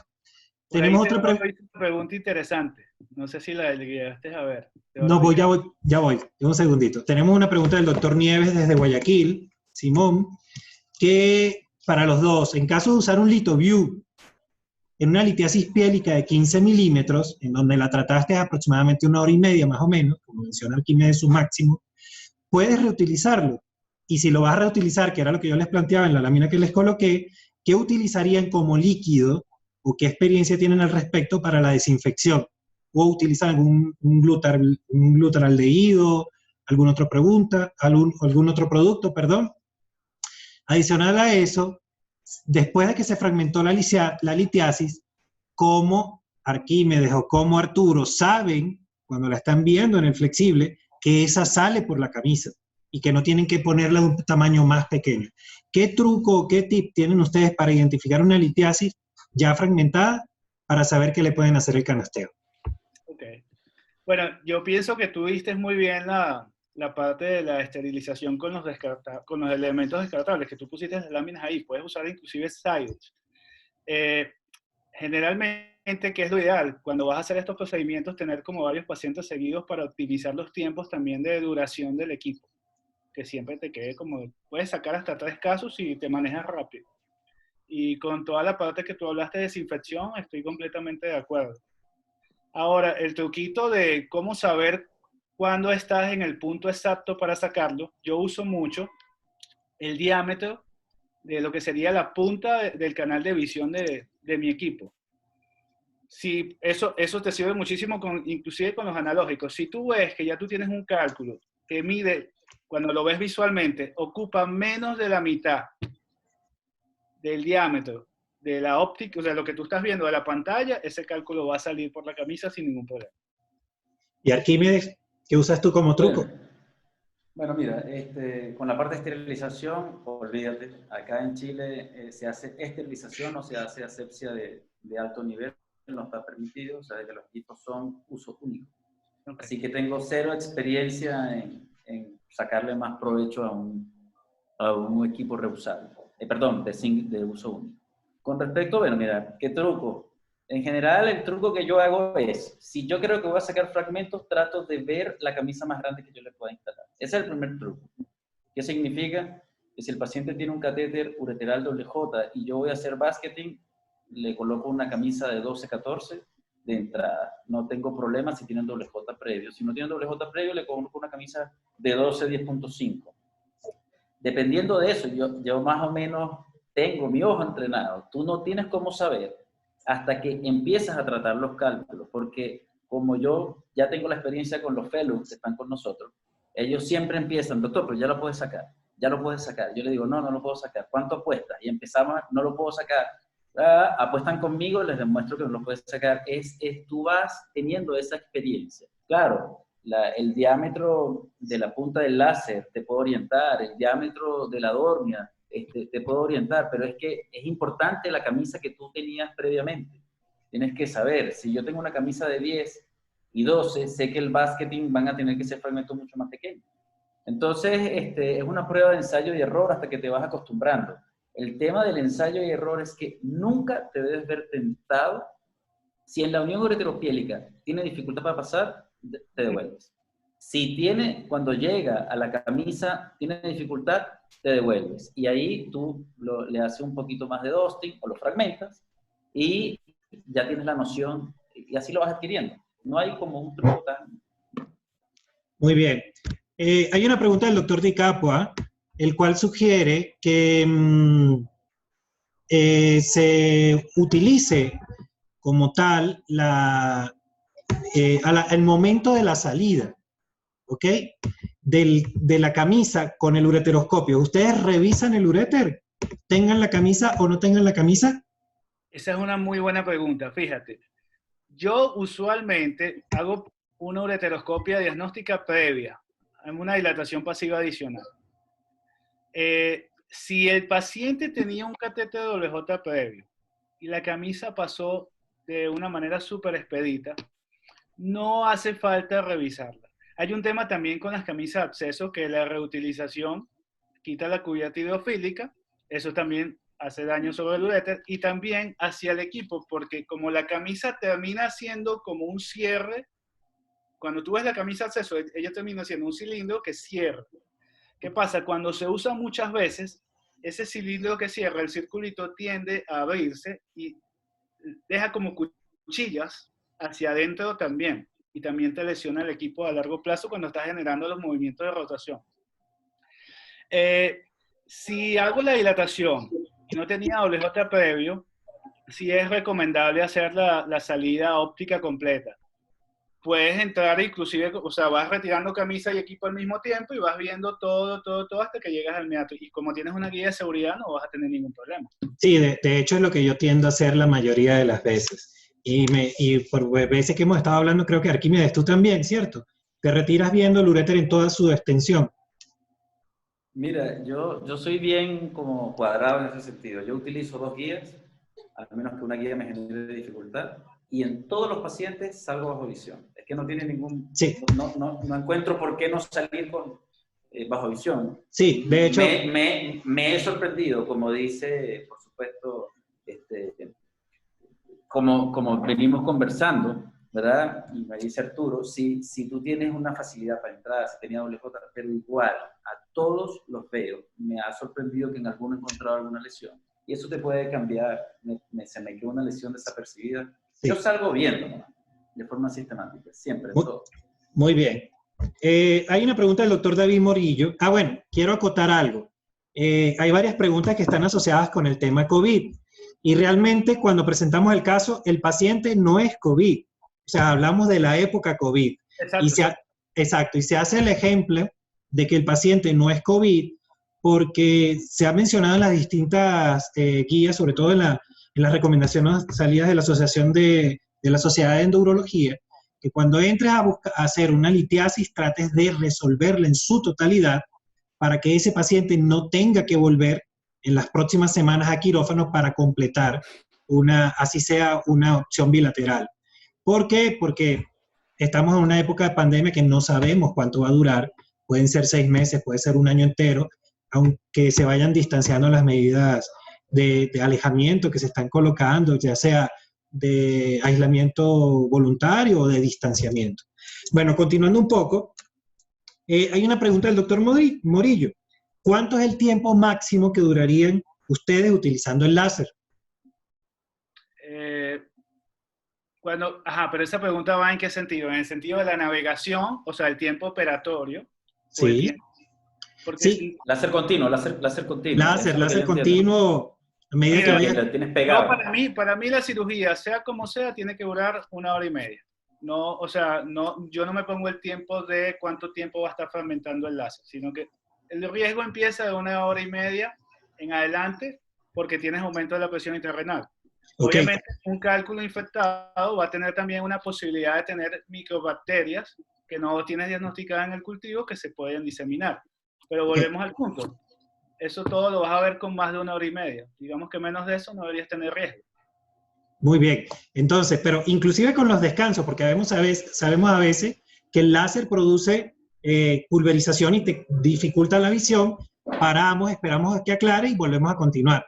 Pero como decías tú, Arquímedes, ¿cuánto tiempo puedes mantener tú presionado el láser? Porque depende del láser. Hay, por ejemplo, el láser como el Ribolix, que tú lo mantienes presionado y él llega a un punto en que se detiene simplemente para que levantes el pie y vuelvas a pulsar. Yo te voy a hacer el comentario, y eso lo aprendí con un experto en el área, que es lo siguiente. A ti siempre te llega a la casa comercial y te dice, no, hay que dejar descansar el láser y tal. Claro, el tiempo máximo está claro. Tal cual lo dijo Arturo, ese es el tiempo que yo ocupo, 90 minutos. Ese tiempo operatorio, pero el tiempo en el que yo mantengo el láser apretado varía dependiendo de la cantidad de la visión que yo tengo, la irrigación, me detengo. Pero si yo estoy viendo bien, yo no me detengo. Me detiene el láser. Y me detiene el láser porque el láser es malo. ¿Sabes cuándo yo aprendí eso? Es tal cual. Porque las personas que hacen enucleación necesitan tener continuidad. Entonces, cuando le explican a alguien que está haciendo una enucleación prostática que se tiene que detener, te dice el paciente me sangra. Entonces, yo no necesito si no es un láser bueno. No es para que el láser descanse. Entonces, depende del láser que nosotros tenemos. Y a ti te llega y te dice tu distribuidor y te dice, mira, cuando máximo 5 minutos y sueltas el pie. ¿Me entiendes? Depende del láser. Entonces, claro, si tu láser es bueno, tú agarras un láser Moses, o una cosa de última generación, tú puedes dejar el pedal apretado y nunca el láser se va a saltar. Ese es mi comentario. Entonces, depende del equipo y la recomendación de la marca que te dice cada cuánto tienes que dejar descansar el láser. Pero el descanso del láser depende del equipo en sí. Se dispara a veces solo y eso te lo recomiendan los distribuidores del equipo. Ok, tocando otra vez un poco el tema de lo del COVID, por lo general no existe todavía un consenso a nivel internacional de cómo se tienen que retomar las cirugías programadas para en esta época de COVID, si tenemos que hacer PCR previos, si hay que hacer las pruebas rápidas, etc. Realmente eso forma parte como de otra discusión. Básicamente lo enfocamos hacia el hecho de que tenemos que resolver el caso, en este caso es una emergencia, pero también nos preguntan, ¿ustedes no, en este caso, no colocarían un doble J y se esperan por ser una época COVID? Si puedo resolver el caso de una vez, yo lo hago, porque igualito voy a estar expuesto, en la parte laboral estás expuesto, o sea, si puedes, además le vas a ahorrar un problema al paciente. Yo haría todo. Mira, Francisco, el paciente, si le vas a poner un doble J, ¿dónde se lo vas a poner? Se lo vas a poner en pabellón. Lo que va a variar es el tiempo de la cirugía. El paciente, no hay garantía, no sabemos cuándo se va a acabar esta pandemia. Si el paciente tiene cólico renal y tiene un cálculo que tú crees que puedes votar, bueno, si le das opción de tratamiento expulsivo, bien, pero si lo vas a llevar a pabellón, yo lo resuelvo. Y nosotros lo que estamos haciendo como protocolo es, ya nosotros comenzamos acá con cirugías electivas esta semana. Y cirugías en pacientes que no tengan riesgo, que sean menores a 70 años, que no sean obesos, y que sea una cirugía idealmente ambulatoria o de un día de hospitalización, tiene que tener menos de 48 horas, un PCR para COVID negativo, sabemos que no hay garantía, pero ese es el protocolo con el que nosotros estamos como reincorporándonos en la actualidad. En un paciente de urgencia se hace protocolo COVID. O sea, tú le haces la PCR, pero no está lista para el momento en que lo operas. Entonces te colocas la protección o el ppm, como lo quieras decir, que corresponde, como si fuese un paciente positivo. Ok, y en cuanto a, en líneas generales, ¿cómo consideran ustedes minimizar los riesgos de infección postoperatoria en ese paciente? ¿En el paciente COVID, dices tú? No. En este caso, bueno, no infección COVID, o sea, que ya esto nos sirve en líneas generales. Mira, yo vuelvo al punto de este es un paciente que se beneficia del cultivo selectivo para tener esa herramienta bajo la manga porque estás trabajando ambos riñones. Definitivamente también el hecho de trabajar rápido te va a disminuir también la probabilidad de que tengas sepsis y la colocación de los doble J.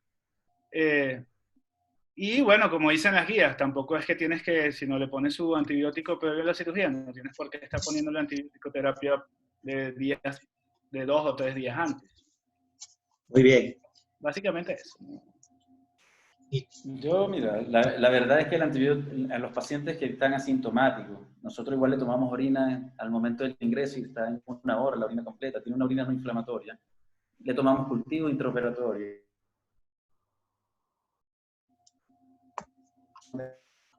Se nos quedó un... Y se va sin ningún antibiótico para casa. Muy bien. No le haría nada al paciente. Ok, por lo menos en el caso tuyo, Arturo, o en el caso tuyo, Arquímedes, ustedes realizan, puede que realicen o no, la dilatación ureteral de ese paciente con un balón, ¿ok? O con dilatadores secuenciales. Por ejemplo, en el caso yo personal no realizo dilatación del uréter, pero Arturo, tú que lo haces, ¿has tenido incidencia posterior de esto, de estrecheces ureterales o la presencia de reflujo vesicureteral? No, nunca he tenido. Y yo sí lo que soy cauteloso es que uno debe saber hasta dónde da el uréter. Si tú ves que empiezas a tener resistencia, hasta ahí debes llegar. O sea, no te puedes casar con la estandarización de que voy a llegar hasta 16 o a 18, no. Hasta donde llegue el uréter, porque ahí es donde empieza el error del trauma ureteral. Ok. Y ahí donde vas a tener la probable estrechez. Hasta ahora no me ha ido mal y siempre he cumplido eso. Si tú, sobre todo con los secuenciales, que tú pasas la guía y en ese punto es el único punto de la cirugía que a mí me gusta hacer la Benson, porque tú no debes usar Benson en cirugía flexible, por lo que comenté del canal de trabajo, que es una hojilla. Pero en la dilatación sí es útil, o una guía mixta, como una sensor, porque el torque que te da te permite realmente, si está en la posibilidad, pasar de una manera cómoda, porque muchas veces te puede pasar que si pasas una guía hidrofílica, el dilatador se estanca y te devuelve la guía también, por el torque que estás haciendo. Entonces, no, yo la verdad es que hasta donde dé. No tengo ninguna medida estándar, sino hasta donde dé. Si veo que la camisa no va a pasar, un tú en tú, paso 2 guías y paso al equipo. Bueno, mira, en mi caso, yo te voy a decir, yo tengo una técnica que es totalmente estandarizada y cuadrada, es decir, nunca utilizamos contraste, al menos que tenga una anatomía desfavorable, riñón pelviano, herradura, hidronefrosis.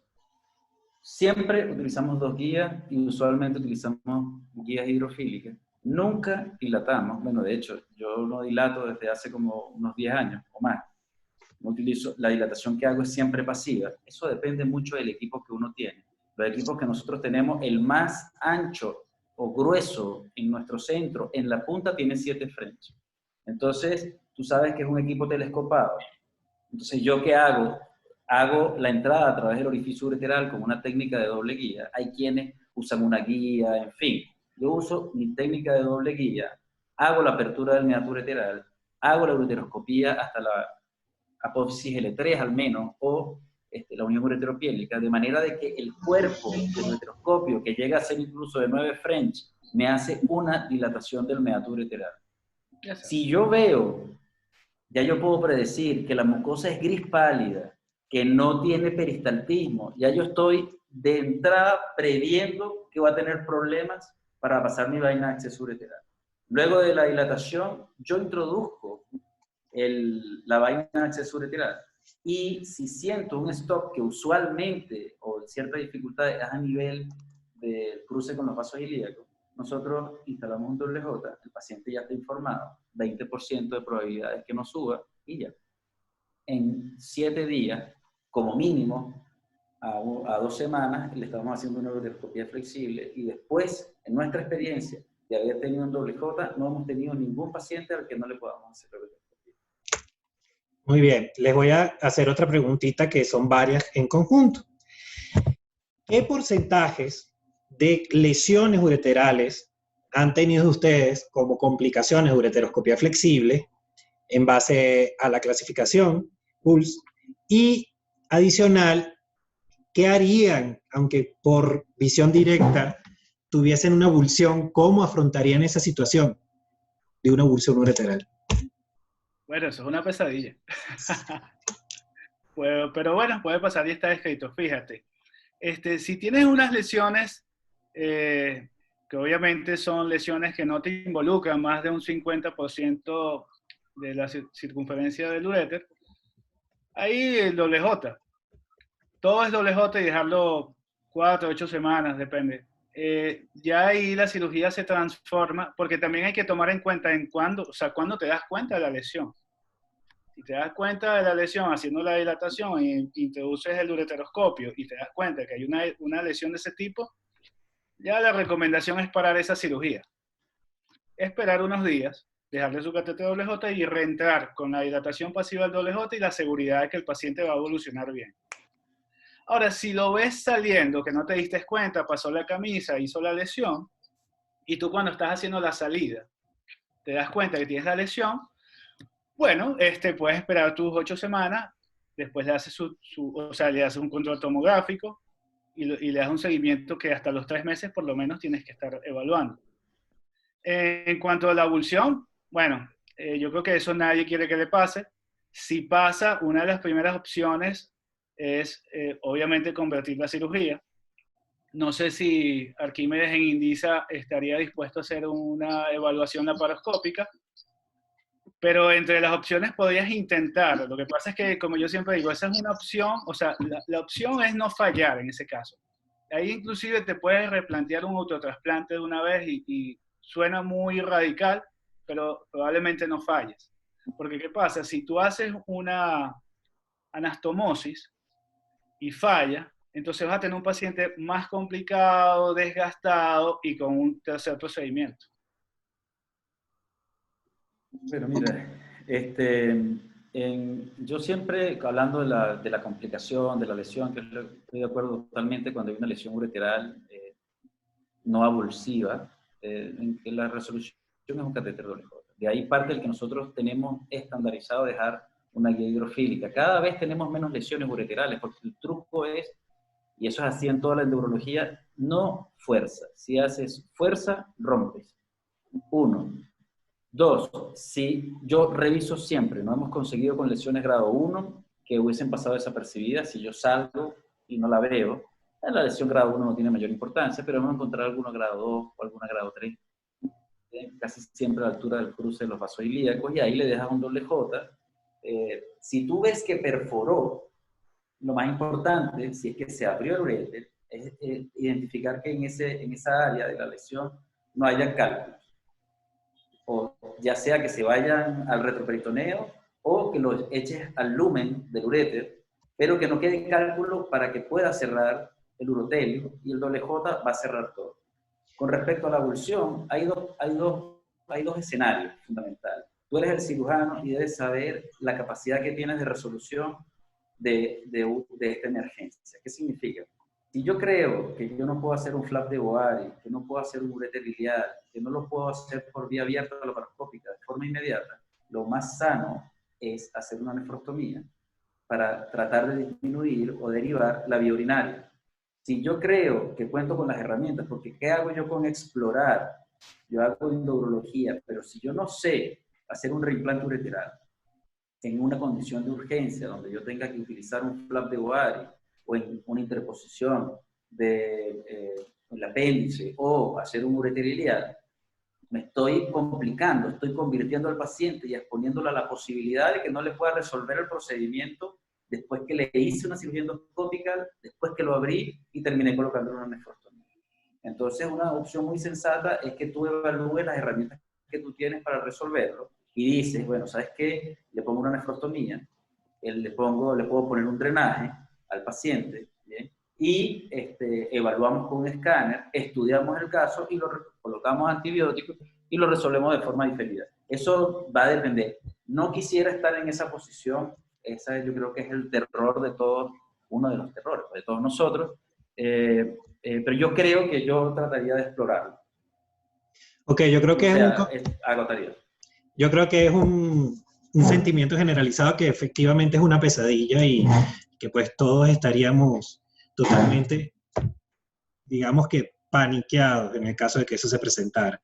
Lo que sí se puede decir es que siguiendo las medidas de seguridad adecuadas, las avulsiones como lesiones máximas se ven sobre todo cuando no hay la suficiente experiencia, o sea, se ve por lo general en cirujanos con poca experiencia, con más frecuencia que con aquellos que tienen más experiencia. Y sobre todo porque no sigan las medidas de seguridad que eventualmente se tienen que utilizar.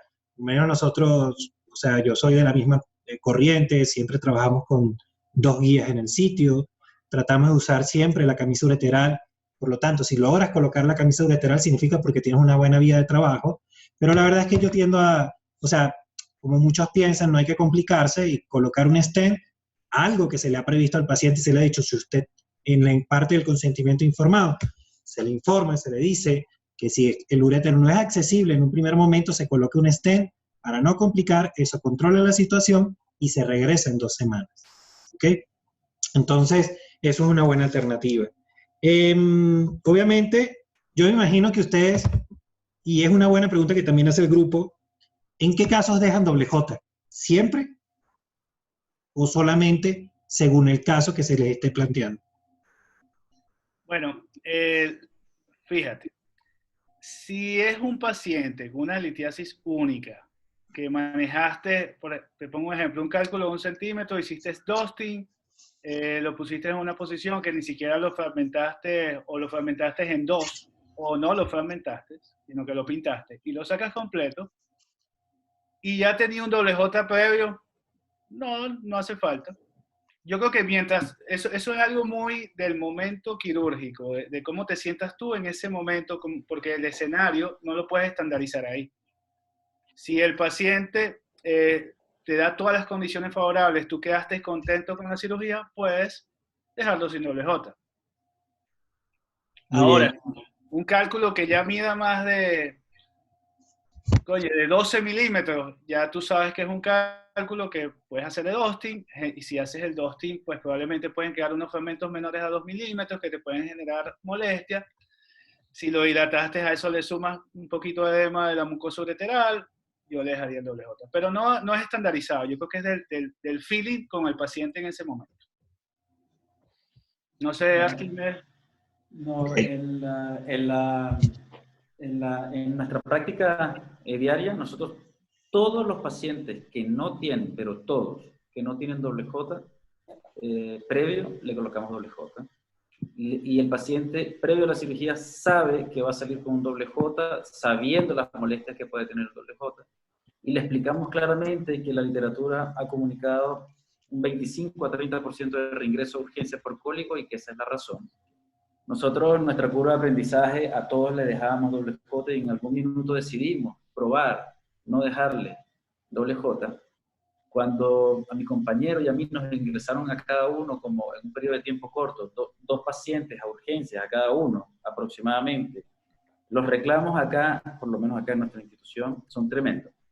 Paciente reingresa, cólico, pabellón, doble J. Entonces nosotros decidimos, y de nuestra técnica de forma estandarizada, dejarle doble J a todos los pacientes que no tenían doble J previo. Por contraparte, los que tienen doble J previo, yo diría que el 99% se va sin doble J. Entonces, nosotros lo teníamos como el panorama bien claro para nosotros.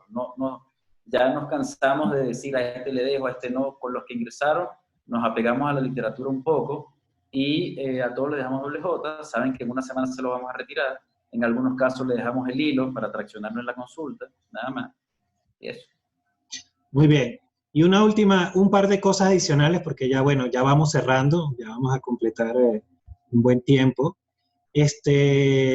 Efectivamente, sí hay como un consenso que se ve en el chat. La mayoría de las personas dice, si en el momento hiciste una dilatación pasiva, lo ideal es dejar un doble J. Y si ya tenías un paciente que tenía un doble J previo, pues la mayoría de las veces estamos de acuerdo, no necesitas dejar un doble J. Ahora bien, y una pregunta bastante interesante, porque tenemos un porcentaje de participantes bastante novel en el sentido de su experiencia en la profesión. ¿Qué recomiendan ustedes? Primero, a la hora de hacer una inversión en un ureteroscopio, ¿cuál recomendarían ustedes y cómo consideran ustedes que es la curva de aprendizaje en cuanto a cantidad de casos para poder empezar a hacer de una manera estándar lo que es este tipo de cirugía de retrógrada intrarrenal? Bueno, esa es una pregunta, yo te voy a poner así como la veo yo y como fue mi experiencia. Yo creo que cuando tú vas a pasar a hacer cirugías intrarrenales, debes tener algún tipo de experiencia en cistoscopia flexible. ¿Por qué? Porque te va a dar la ubicación en el espacio de los movimientos que tienes que hacer, de una manera sencilla y segura. 2. ¿Qué te dice la literatura? Los trabajos te dicen que tú deberías tener, para tener un nivel de experticia y seguridad, al menos 56 casos. Entonces, si tú sumas la cistoscopia flexible, que te va a permitir las bondades de la manipulación, y un entrenamiento que tenemos todos en general de ureterolitotomía, cuando empieces a hacer la curva de RIPS, se te va a facilitar mucho. Otra ventaja que tienes ahora es que con los descartables, el nivel de inversión es más bajo. Básicamente el paciente está asumiendo la inversión, no la está asumiendo el médico. Entonces, eso es un factor, como digo yo, de masificación de la técnica, porque no es lo mismo invertir 25, ni 10, ni 8, a 1000, 2000, que lo pone el paciente que va a usar el equipo. Entonces, eso también es un punto importante. Y en lo posible, como todo, que se ha hablado en muchos de los seminarios, siempre tener a alguien que ya haya pasado la curva, que te va a dar la información, te va a dar la ayuda, te va a dar los tips, cosas tan sencillas como cuándo va a pasar el cálculo y cuándo no, porque eso también puede ser una pesadilla en la cirugía, y entonces la cesta no abre, y el cálculo no se quiere salir, y ahora no me quiere pasar el unión, ese tipo de cosas. Entonces yo pienso que con alguien que esté entrenado, y tomando esas dos consideraciones, se hace la vida mucho más sencilla en cirugía intrarrenal.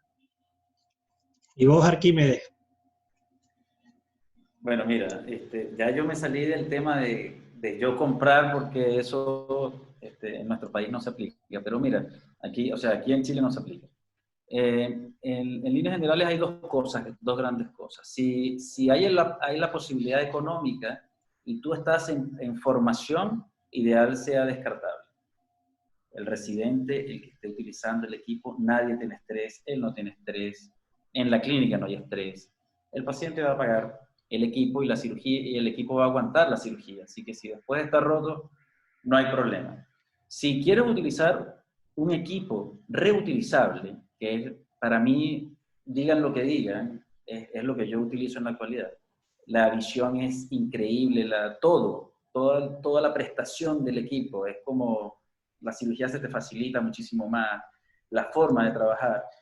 Yo te voy a decir lo que hicimos en nuestro centro cuando decidimos utilizar equipos reutilizables. Primero nos fuimos a entrenar, porque ya teníamos equipos descartables y algunos equipos más económicos y los rompimos. En segundo lugar, se logró designar a 2 personas que iban a hacer todas las ureteroscopías del centro o al menos monitorizar a los demás. Irse a entrenar y ver bien.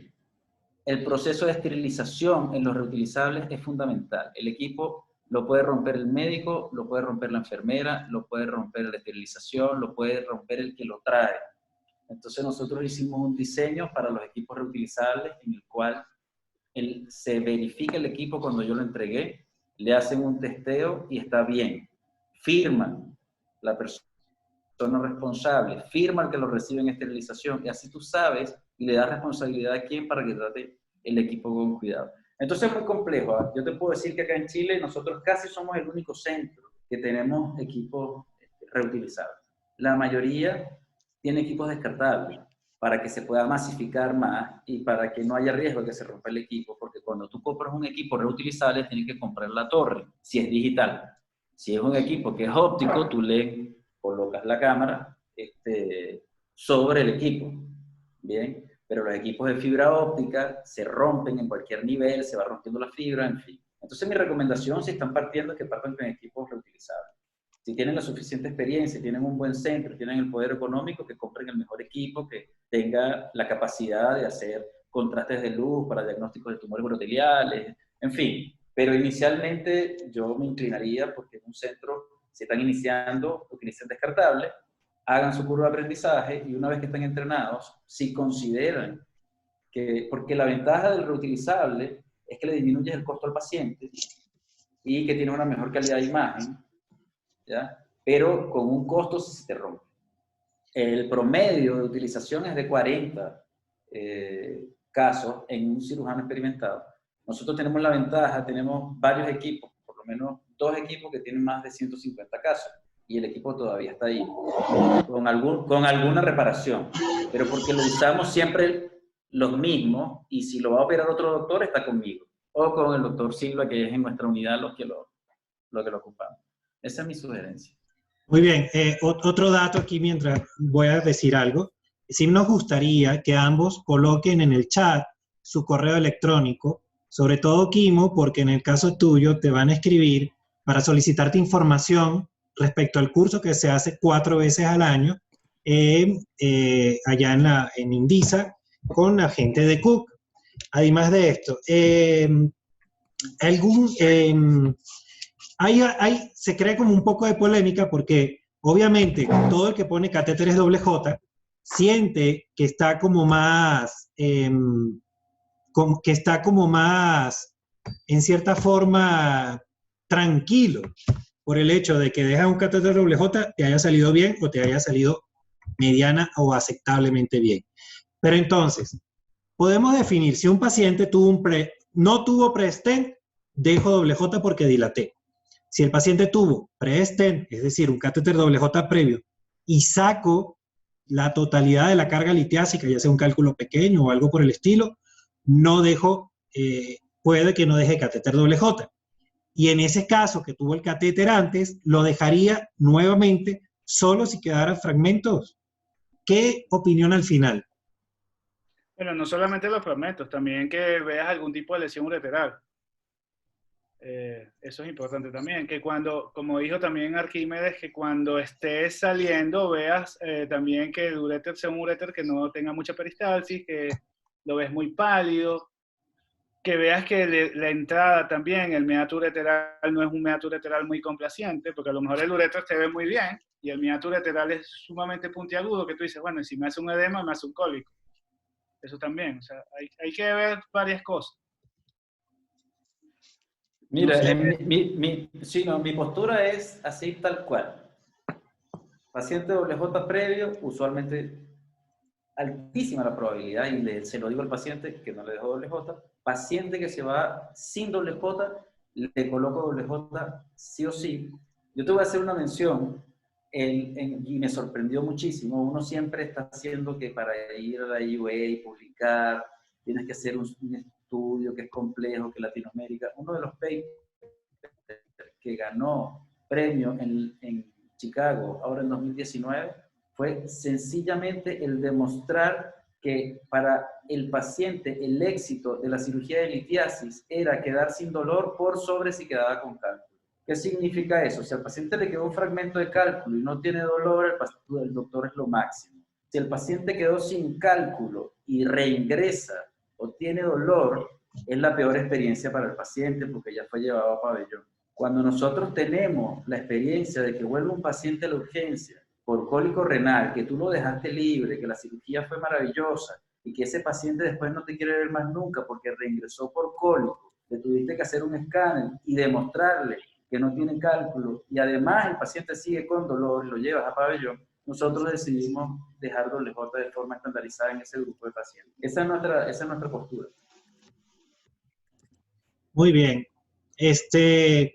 Bueno, ya culminando, agradecemos mucho la participación de todos ustedes que nos han dado este apoyo que pues a la final es un apoyo para ustedes mismos y que hacemos entre todos, y queremos invitarles a nuestra próxima charla. Les voy a compartir en un segundito lo que va a ser nuestra próxima charla. El día lunes, lo pueden ver en este punto, aquí la tienen, una charla donde se va a conversar sobre la valoración del varón infértil. Este va a ser a las 12 del mediodía, hora de Caracas, 11 de la mañana, Quito, Perú, Bogotá, y a las 6 de la tarde para los que están en el uso horario de Madrid, Bruselas. ¿Ok? Vamos a tener una interesante disertación con el doctor Eliezer Melián. El doctor Eliezer Melián es médico adjunto del Hospital Vargas de Caracas, es una de las grandes figuras de la urología y la andrología, formado en la Fundación Puigvert en Barcelona, y quien nos va a dar una serie de datos súper interesantes sobre lo que es eso de la valoración infértil, ¿ok? Entonces, bueno, no queda más que despedirnos, darles las gracias por su asistencia y esperando que participen en una siguiente oportunidad con nosotros. Chao Arquímedes, chao Arturo. Fran, hay falta de también anunciarla. Dame video para anunciarles el próximo webinar de nosotros. Es Salvador. Dame video. Sí. Ahí lo tienes. Ok. Enciende tu video, Salvador. Ya. Bueno, nada. Bueno, gracias Arquímedes y Arturo por las excelentes presentaciones de ambos. Excelente, y sobre todo la sesión de respuesta fue brillante. Gracias a Francisco por la excelente moderación. Quería solamente acotar que aparte de la conferencia que tenemos el lunes de andrología, el próximo sábado 16 de mayo tendremos un contrapunto entre lo que es el HOLEP, lo va a dar esa parte de HOLEP el doctor Ricardo Camacho y el doctor Teodoro Di Capua, versus otras técnicas como son la enucleación con Green Light, el Resum y la Aquablation. Eso va a ser el 16 de mayo a la misma hora que hoy. Es nuestra próxima conferencia que vamos a dar. Así que a todos, gracias por su asistencia. Y bueno, nos veremos el lunes y después el sábado 16.